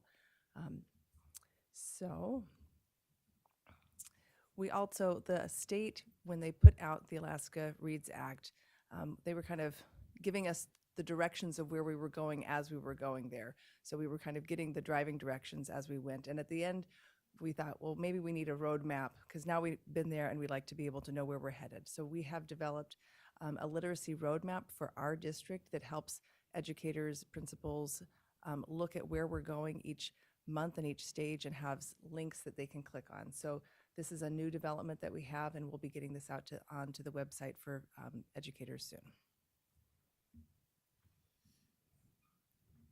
You wanna-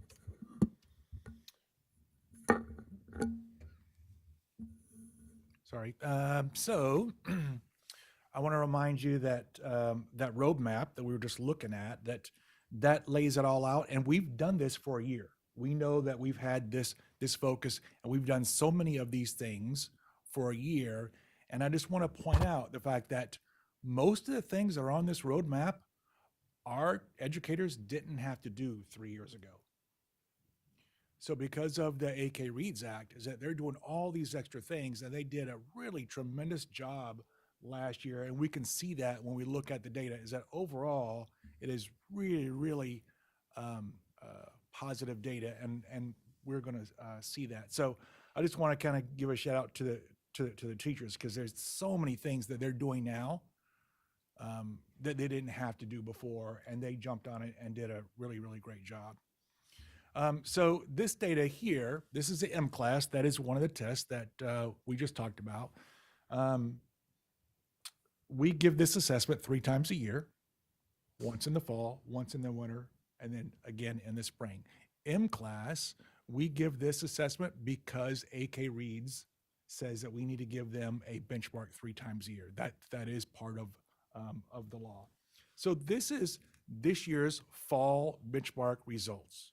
So if you look at it, one of the things that I would kind of want you to notice right away is what the colors are showing us. And we see red, yellow, green, blue, and we can clearly see that the green and the blue is what we want to have more of.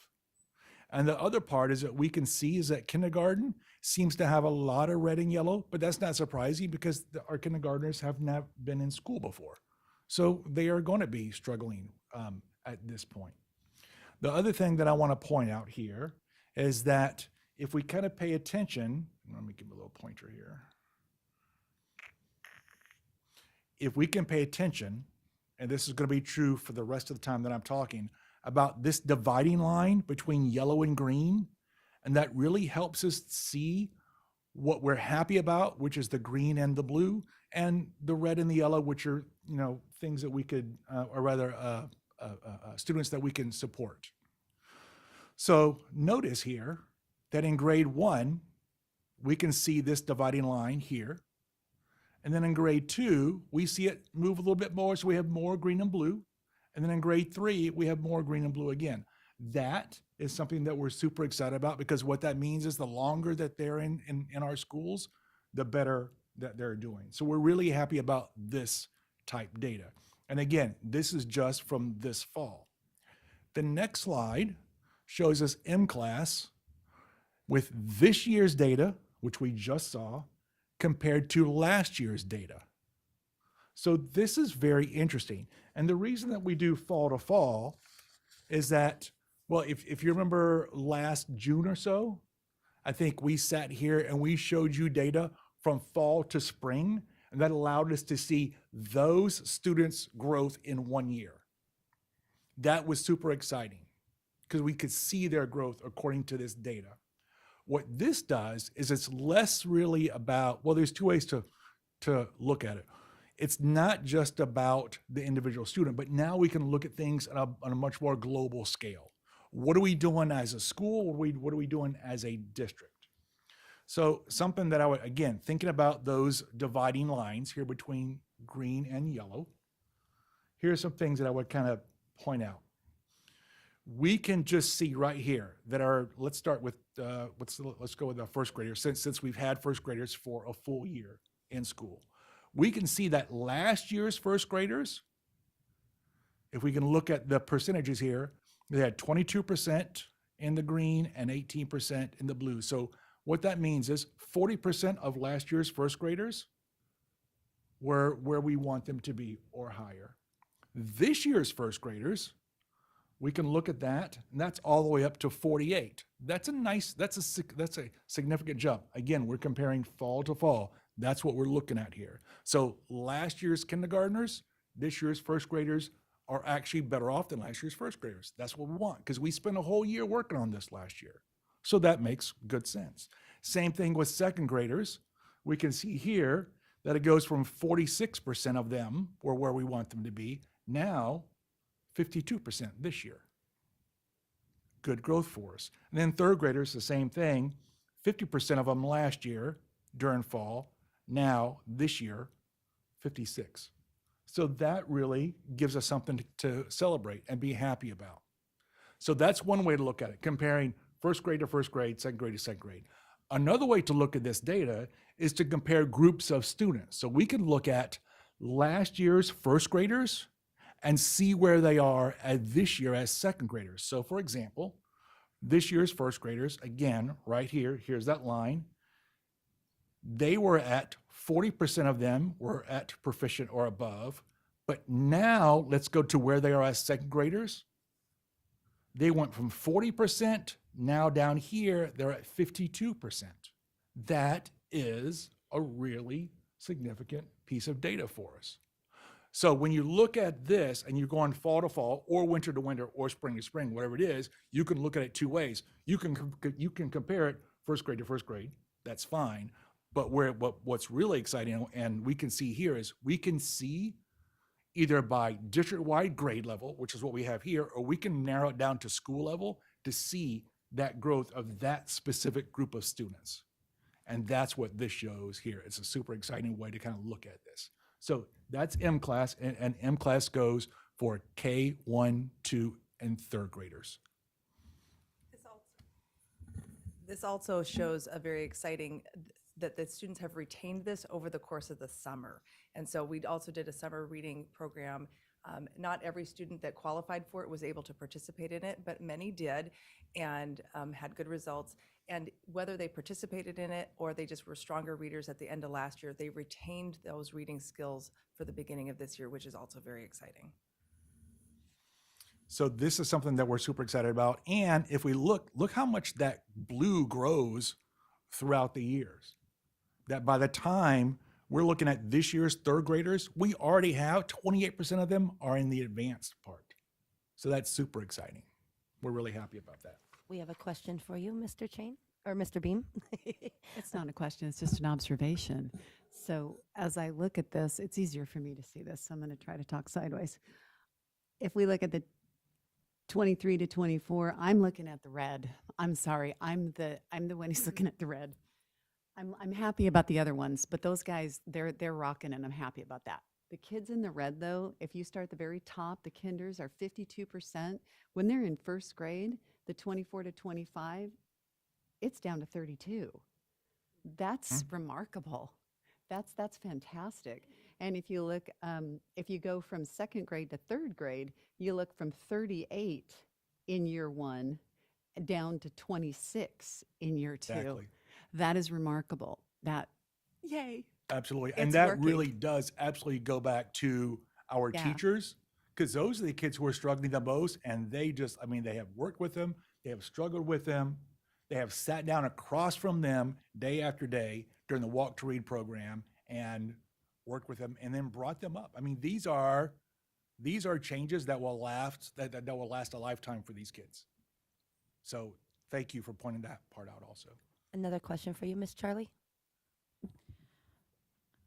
I'm also looking at the red, and I'm just curious, the highest intervention required for the third graders, there's a lot of support over the summer and out of school support. These kids who really need it, are they able to access that additional services that they need? And I'm thinking of accommodations for the parents and transportation. And then also, second part of that question, of the red for third graders from last year and this year, how many of those kids were retained and held back? So I'll take the first part of that, if that's okay. The outside of school requirement for school districts is not prescriptive in terms of how much intervention you need to provide both during the school year and during the summer. Now, as a school district, of course, we want to provide as many opportunities as we can, but I think it was mentioned earlier, the Alaska Reads Act came with no additional substantial funding. And so the ability to provide a robust intervention program outside of school this school year has not been possible. Last year, we had a grant program that allowed us to do much more than what we're currently able to do. And so thinking of expanding transportation and other options is not feasible at this point without an additional investment from the state. And I think that's where we continue to need to have conversations with the legislature and the governor. They're very supportive of the Reads Act in general, and they certainly like the outcomes that are coming out of it. And can you imagine a world that we actually invest in it, because I think the outcomes would be that much better. Your question in terms of retention, do we have that? This evening? We can certainly get that data for you. I didn't come prepared with that tonight. I just want to remind everybody that retention is a conversation that we have with parents, and parents are absolutely the deciders on that. And so there was a few more students that were retained this last year, and parents were absolutely at the center of every one of those decisions.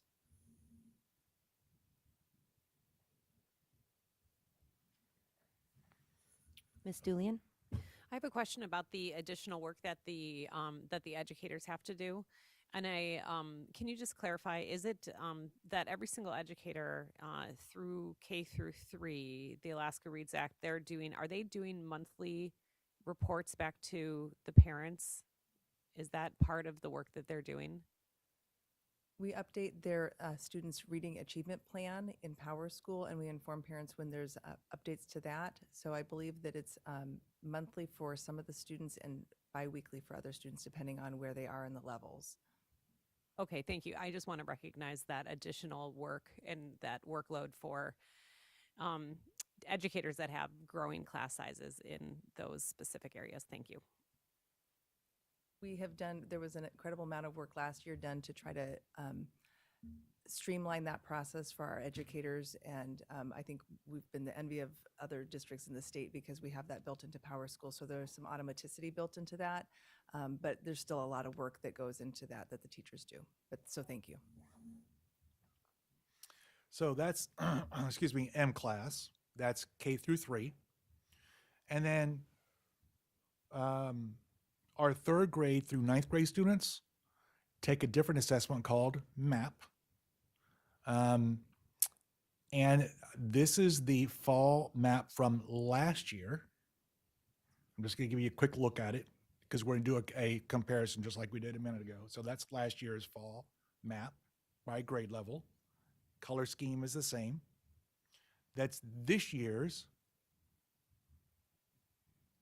And don't try to memorize it because I'm just going to put another thing on here that we can look at as where we can compare it. So on the top here, that's last year's, and at the bottom, that's this year's fall. So again, fall to fall, same scenario as what we were looking at with the M class, but we're looking at with older kids. This data is also nice. It's not nice on every grade level. There's some grade levels that we can work on a little bit for sure, but overall, this is really positive data.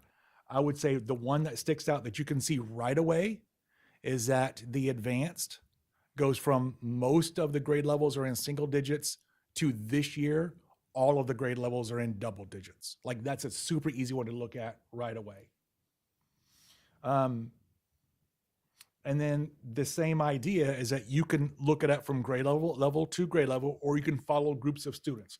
Last year's 3rd graders are this year's 4th graders, and you can see the growth that they're making there. So we've made growth when we're looking at 3rd grade to 4th grade, there's growth. From 4th grade to 5th grade, there's growth. 5th grade to 6th grade, we take a little stumble. 6th to 7th, there's a little stumble, and then we're back on track after that. That 5th to 6th grade stumble has been something that's been with us since I've been looking at this. That's a thing for us that we need to kind of dig into a little bit more, but that's consistently a thing that we can get better at. Part of that could be I'm going to middle school now, and it's a whole different experience. And one thing that I have dug into is even though it's still a map test and a map test, there's a grades 2 through 5 map test, and there's a grade 6+ map test, and they do, like, it's a different assessment. So it's just a harder assessment, and it takes the kids a little bit of time to kind of catch up to it. But that is something that we've seen throughout the last few years that I've been looking at it. But again, you can still follow that grade to grade, third grade to third grade, fourth grade to fourth grade, or you can follow the kids as they move through the school year. And if you were to look at it, you can see that it's also positive here. And then if you want to just look at it on a larger scale, what we can see here is this is grades 3 through 9. And we can see fall of 2023, fall of 2024. The thing that I would point out here is that the green and the blue increased from 34.1% of our kids were at that level to now this year in the fall, 39%. And then if we go the other direction and look for the decrease on the red and yellow combined, that was 64.9%, and now is down to 60%. When we talk about growth and getting better at something, when we showed you guys that 23% growth last June that went from fall to spring, that's super exciting, but that's like an anomaly. Like 23% is kind of crazy. If you look at something that's more like this at 2, 3, 4% every year, that's a much more realistic growth pattern. And if we can continue this, we're going to be in good shape in just a few years. So we're super excited that last year we started with this focus. We had some really good results. And if we continue this and the results build on top of each other, that's going to be super exciting later on.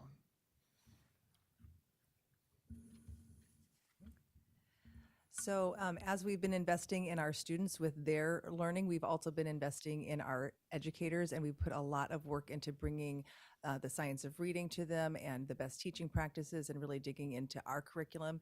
And an important part of that has been bringing Lexi Demorowski here. She's a literacy consultant and an expert, and she's very good at what she does. She's very good at modeling for teachers, very practical, highly effective strategies that they can use in the classroom. So we brought her up last spring, and we brought her up twice this fall already, and she's done week-long visits where she visits many schools.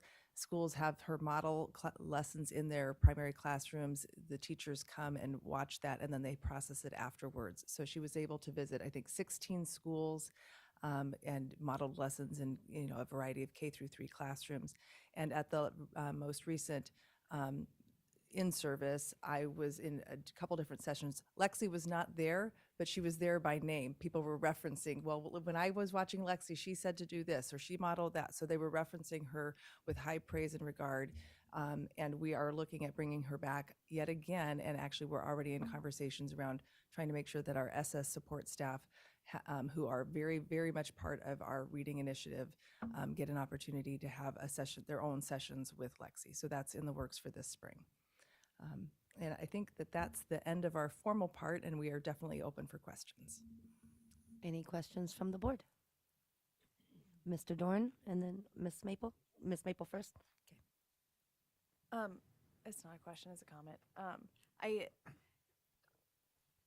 The focus that we all have to have on testing is frustrating, and always really just strikes me as being so far from being like a trauma-informed way to be looking at our students. And the focus in your presentation on the growth just is really refreshing, that like we're still looking at the data that I find problematic, but the way we're focusing on growth and the way you're presenting it is promising and it's encouraging. And I know the conversations that I have in my house are getting A's aren't what show me intelligence, it's being able to see growth over time. And so it doesn't matter if that's going from a D to a C, that is showing intelligence. And that's just clearly how you're presenting this as well, that growth from red to yellow, it doesn't matter that that's low achieving, it's growth, and it's signs of our teachers investing in our kids.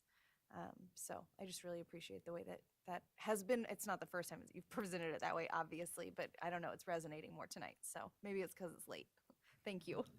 Mr. Dorn. Thank you for tonight's presentation. And in lots of ways, the simplicity of it is beautiful. And the way you've done the comparisons and showing that growth that's there. I'm mindful in terms of the, and even the discussion at the legislative board committee last night, people are saying, give me accountability and stuff. It would be wonderful to maybe do a luncheon with the interior delegation before they go down and present this, because these are real numbers and it's really there. I do, and you don't have it tonight, but maybe just put in the hopper. It'd be interesting to see where the AK star graphs would be, and especially what we're learning from the map testing and they are totally different tests, even though there's an overlap in the spring. So I want to be aware of that, but that might be an interesting piece to look, whether we're also seeing some growth in those AK star results. Could you talk a little bit about the middle school efforts, and I believe even the high school efforts? And I think that's important. What our district and with your leadership, we didn't say K-3, we said K-12. And with district support, blessing, Ryan did a real kind of pilot for the middle school. I was at Randy Smith at a particular time when they were going into Walk to Read there. But could you talk a little bit about there? And I understand at the high school there are also some efforts to, because reading needs change, as you mentioned, Mr. Beam. Sixth grade, all of a sudden, there's some different things and leaps that are there. But could you just talk a little bit about what we're doing? Because this is a phenomenal report and focus on our kids and our staff. It's a success story, and there's more to that. So. Yeah, absolutely. As you said, Ryan, so each one of our K-5 schools has a walk to read program. And what that means is, if you haven't been there, it's super cool to go watch. Like, go to any K-5 school and ask to go there during the walk to read. So what happens is, when walk to read starts, whatever time it is, so let's say it's like 9:30, it might be, depending on how the school sets it, but like every kid in the school potentially goes to a different classroom, to a leveled classroom that's reading just for their level. And if they're advanced, then they're working on advanced things. But if they're struggling, then they're working on very specific struggling skills. I believe that of all the things that we're doing, and we're doing a lot of good things, is that walk to read has played a significant part, because every kid gets that, no matter where they are. Every kid gets that. So Ryan Middle School, a couple years ago, piloted their own version of the walk to read. So sometime in the middle of the day, around their lunch hour, like 3 times a week, all of their kids do the same thing. They go to a walk to read class. And this is what's even more interesting. On the secondary level, those of us who are secondary teachers, yeah, you teach kids, but you teach your content. Like, I was a social studies teacher, someone else is a math teacher. But what happens in walk to read is that every one of our educators becomes a literacy teacher for that little bit of time. Now, I want to give a huge shout out to Rhonda Harvey. She's one of our coaches. She's the one in this district who is making the walk to read in the middle school happen. She's the one who helped support Ryan when they were getting it up and running. And she's doing the same thing with Randy. She's doing the same thing with all the other middle schools. She's the one even going to the point where we're not just saying, hey, teachers, go and teach reading during this time. We have lessons for them to do that she creates and says, go doing this lesson, because this is the level of your kids. So we're giving them things that they can do. We're just not letting them flounder, because it'd be really hard for a math teacher to teach reading. That's not what they're experts at. So we give that to them. All of the middle schools have this walk to read going on right now. except one, and that one is going to get theirs up and running in January. So by the end of by the end of this school year, all of our middle schools will have their own walk to read program. So we're super excited about that. However, we know that there are certain middle school and secondary kids that need even more support. So not only do we have this walk to read program, is that in every middle school and every high school, the expectation is that they will offer a class called Connections to Literacy. And that is a class specifically for the students that are really struggling and need that extra help. So that's something that we had talked about 2 or 3 years ago, is that, well, what happens when they leave elementary? Do we just stop supporting the kids who are struggling in reading? And for a long time, that's what school districts is like, okay, well, we're kind of done with that because that doesn't happen in middle school or high school. But we knew that we needed that extra class because we can't just let those kids sit and struggle for the rest of their time. So every secondary school is expected to have that connections class, and that same Rhonda Harvey teaches classes for those teachers, is that she coaches, excuse me, those teachers on how to teach that specific class. So we do have a robust effort with our secondary schools that we're super happy about, and we're still in the process of building that quite as big as the K-5 efforts. Thank you for that elaboration, because I think that is a key part of the Alaska Reads, and I hope we make that as a regular part of our story. Okay. And if you'd put me in the queue, and I'll come back. Miss Charlie. I just wanted to add that the support at Weller compared to last year, with the first year of the Alaska Reads Act compared to this year, I believe last year they just offered some app or some program. I don't think it was very meaningful or helpful to parents from what I've heard. And then this year, I believe they offered face-to-face morning or afternoon structured intervention that I think was more meaningful for the kids and the parents from what I've heard. And it was just a night and day. Like, you give them an app and they're not going to do it. But when you set up the environment and it's structured, it's going to be more impactful. So I just wanted to point that out. Thank you.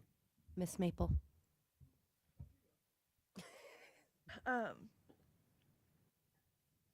For the older kiddos that are getting pulled for the connections,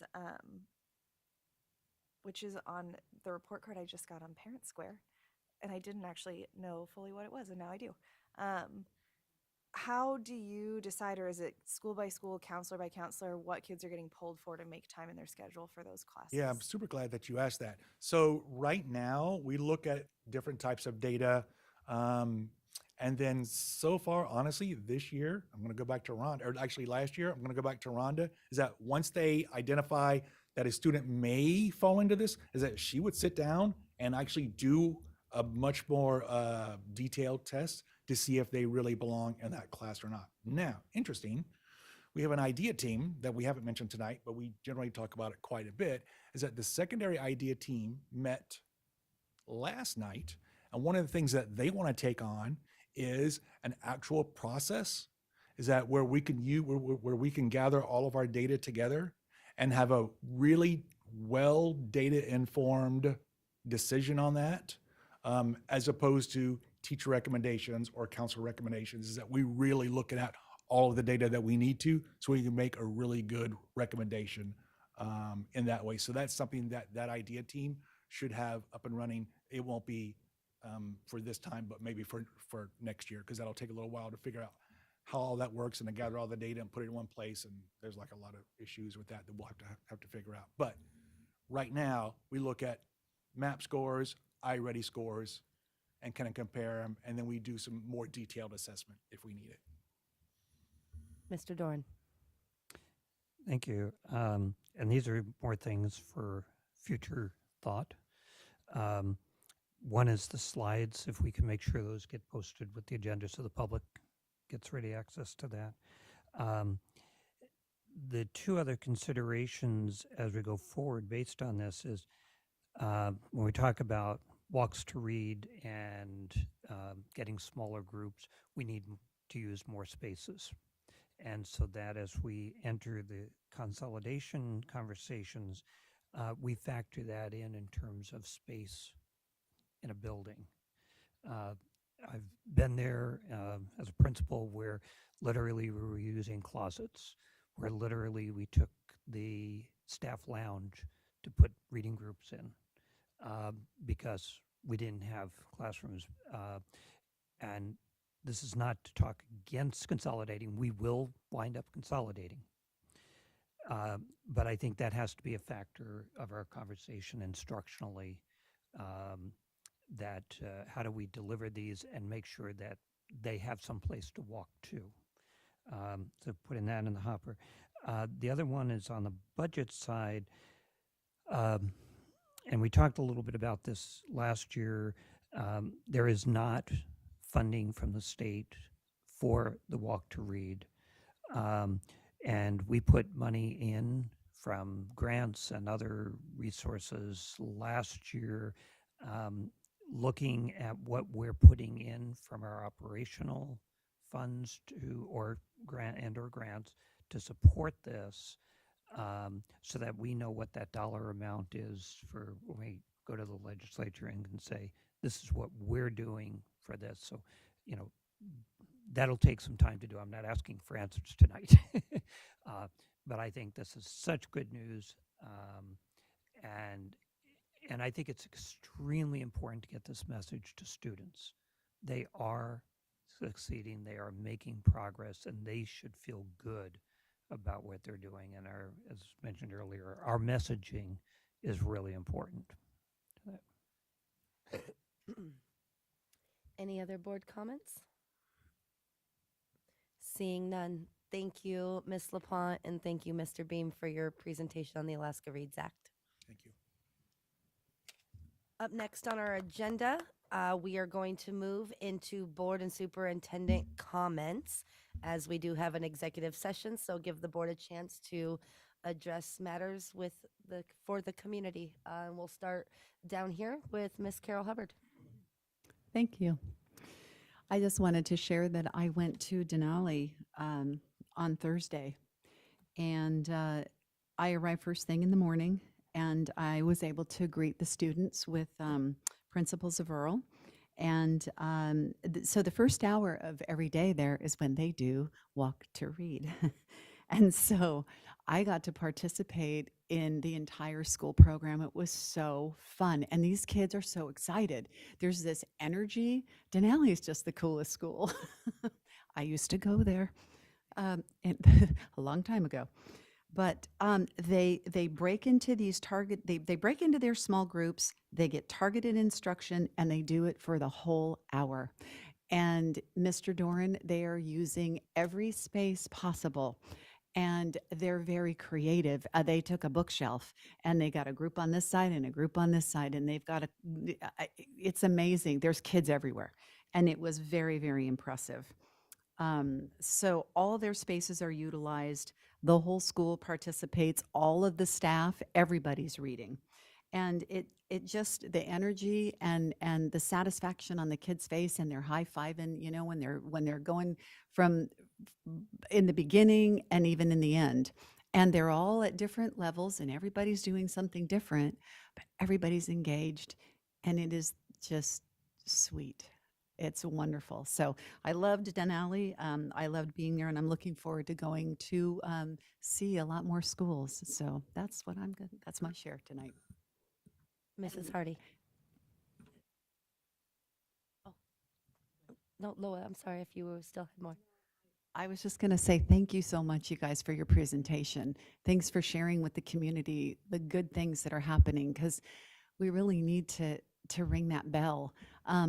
The movement out of the red, please don't be afraid to share that, because the critics are looking at the red. I'm not a critic. I'm all for reading, but please share the red with the legislators because they want to see that growth out of the red, because that's where, when they look at the bottom line and they're looking at how, oh, we're way down here, but we're growing and we're moving out of that. So I think that's a really cool story to tell. So thank you. Mrs. Hardy.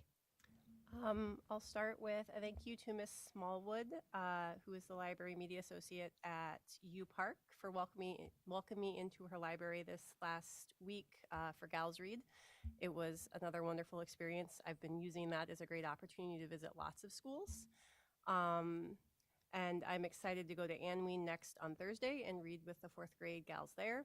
And then the last is, and we have Thanksgiving coming up. Just a thank you to all the educators in our district, especially those at Boreal Sun that just do such an amazing job for my own children. So selfishly, thank you to them. They make a difference in my children's lives. Like I know our hardworking educators across the district make a difference in all of our children's lives, and they don't hear it enough. Mrs. Julian. Thank you so much. This was a really great way to end the meeting on this, on the Alaska Reads. So no offense to Mr. DeGraw with the dark cloud of pessimism.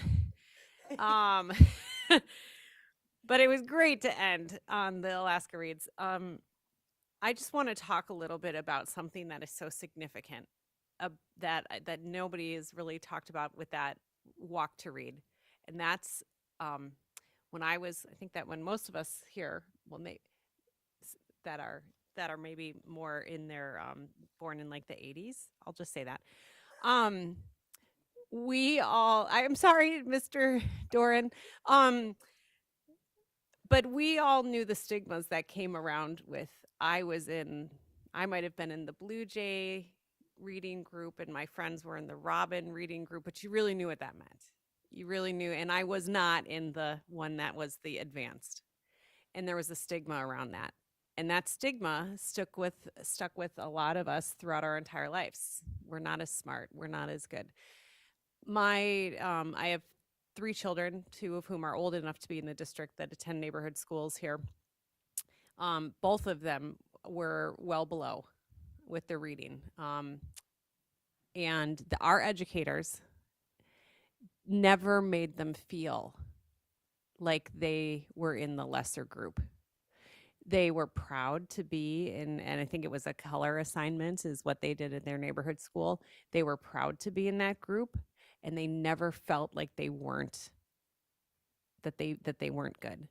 And that is something that also is going to stick with them for the rest of their lives. And I'm so excited because I see in my own personal life, my children, our children growing. And that is just a testament to the educators who are putting in that work, and a testament to the hard work of the administration in prioritizing it.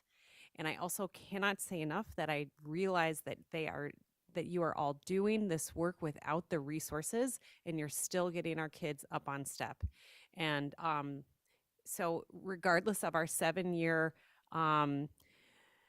big dark cloud of deficit, you're still doing this work. And to have our educators, the people who work in this district, showing up to work every single day, willing to put in that hard work in overcrowded classrooms, our ESSA staff being there too. I mean, that's a huge testament to the fact that the people that are here educating our kids care, and I feel that tonight. And I just want to really make this really just say thank you so much. So thank you. Dr. Minor, did you have any extra comments for tonight? No additional comments. Thank you. Yep. Mr. Burgess. The only thing I want to say is in regards to the facilities plan and some of the testimony we heard, I am looking forward to getting some information out to the community. I know that it's to those who aren't part of the focus groups, it probably seems like this very ethereal sort of thing. but we are doing work. We're doing it with community members, and I've appreciated the process as much as I've had some criticisms of my own as well. But I do think that we'll get some information out that will help folks understand what we've done so far and where we're going. Thanks to the administration for getting that together. Other than that, again, just recognizing the tremendous work that our staff do. I also appreciate ending on that note with the Alaska Reads Act. But Mr. DeGraw, I appreciate your work as well. So thank you very much to the administration and to please pass that on to our educators as well. That it's really is amazing work that they're doing with very little resources. So we appreciate it. Mr. Doran. With Ms. Dillion's comment about the 80s, I was reminded of students on the playground would ask me and say, "Well, Mr. Doran, how old are you?" And I'd say, "Well, I've lived in 6 decades." Okay, you figure it out. Okay? So I can say now I've lived in 9 decades. You can figure it out. But with that in mind, I really wanted to say we talked about recognizing KTVF and their contribution to local news, and really do want to say thank you. It's over the decades, I mean, what they have done in coming to schools to cover events and such. It's like when each of us up here share those wonderful stories about what's happening in school. That is so uplifting and important. And it's so important to the narrative we need about public education, about our local system in particular, and KDVF, the News Minor, KUAC, as they cover those local stories, are extremely important.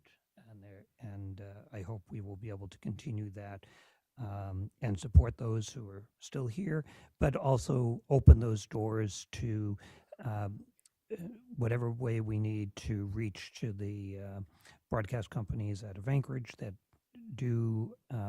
will continue with some coverage up here, but how we do that, it's just a new way of doing business. The last thing I wanted to talk about was the Alaska Association of School Boards conference that we just came in, and I so appreciate the support that we have as a board and the commitment that we have board members have made for the last several years, and including this year, every single board member attended. It is our professional development opportunity. It's I was thinking when people were talking about walk to read, it's a walk to learn.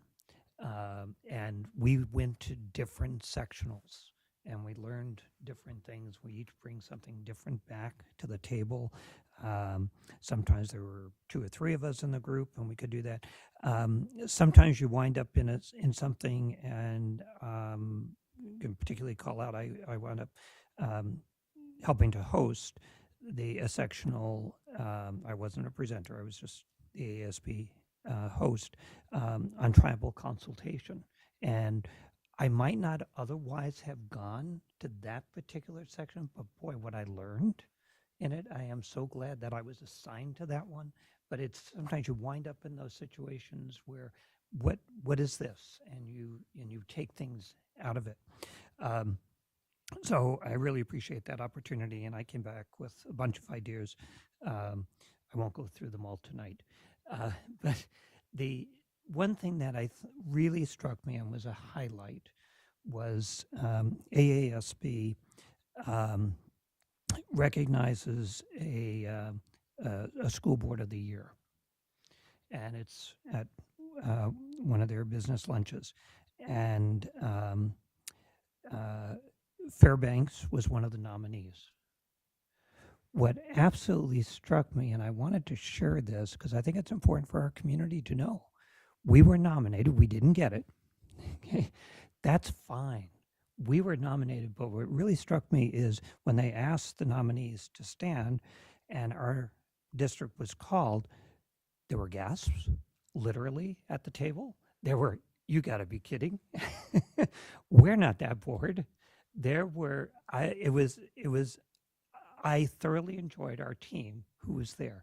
And why that to me was a most important and significant thing was because we may rub each other the wrong way sometimes. You are very patient with me, for instance. But we have a real common interest in trying to figure out what we can do for our children. And that is the key factor. And when we sat down and cheered on it was the Anchorage board who actually was selected, it was with real pride in our board for what each of you do. And I want to thank you for being part of that and for bringing that moment really forward, because we, as our teachers, we often, they don't get the recognition they deserve. And, but the work and the commitment that each of you bring to this dais with the broader team as well. But I just want to say thank you. And I think it's really important our community also sees that recognition that is noticed. Miss Maple. Dr. Meinert mentioned it earlier, but that there's a survey still out for responses about our strategic planning process, and I am on the steering committee, and it's a pretty big group. We just met a couple weeks ago, take up this whole room, and the group that I was in was focusing on some of the topics that we were focused on was staff recruit, like the environment that our staff are working in. And the big things that were coming up is that we have vacancies and recruitment, and the group, which was a diverse group. There's a student, there was Dr. Meinert, myself, there's a principal, a teacher, an ESSA rep, and all of us talking together were focusing, like the agreement amongst us was that the focus needs to be on retention, and that leads to recruitment, that if we can create a place where our staff want to work, Recording then stopped. we can recruit more folks. And I was impressed that was like that we were all on the same page with that, and that was the collective desire, was that we want, like, we're hearing the issues that are here, that are in our schools, that our employees are facing, and that the goal is to solve those, to be able to solve the crisis of recruitment. But I share that because I'm sure that shows up in the survey. And so if you have time to take that survey, the process is only as involved as people involve themselves. So I've been impressed with Ed Elements and that process specifically our last meeting about mission, values, mission. I thought there was really substantial product at the end. And so I'll be eager to see what the community's response to some of those questions that Ed Elements has put together will be. So I hope people will take time to fill that out. That's all I got. Okay, thank you very much, board. I appreciate your comments tonight. Thank you to the admin. Next on our agenda, the board will receive an update with the superintendent and legal counsel on confidential legal matters or pending litigation. May I get a motion from the board to move into executive session? Move to convene into executive session to consider I don't have it pulled up. Matters that are confidential legal counsel. There we go. District legal counsel, an update on confidential legal matters or pending litigation. Second. We are now in executive session.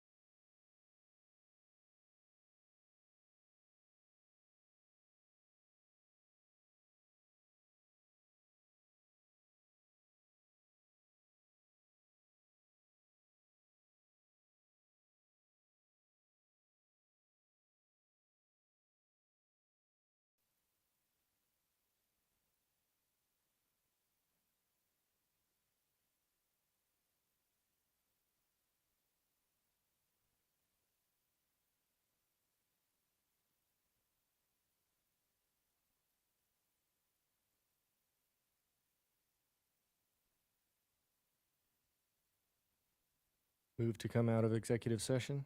Second? The board has concluded its discussion in executive session. The board did not take any actions and only received information. And with that, may I get a motion to adjourn? Move to adjourn. Second. Without objection, we are now adjourned.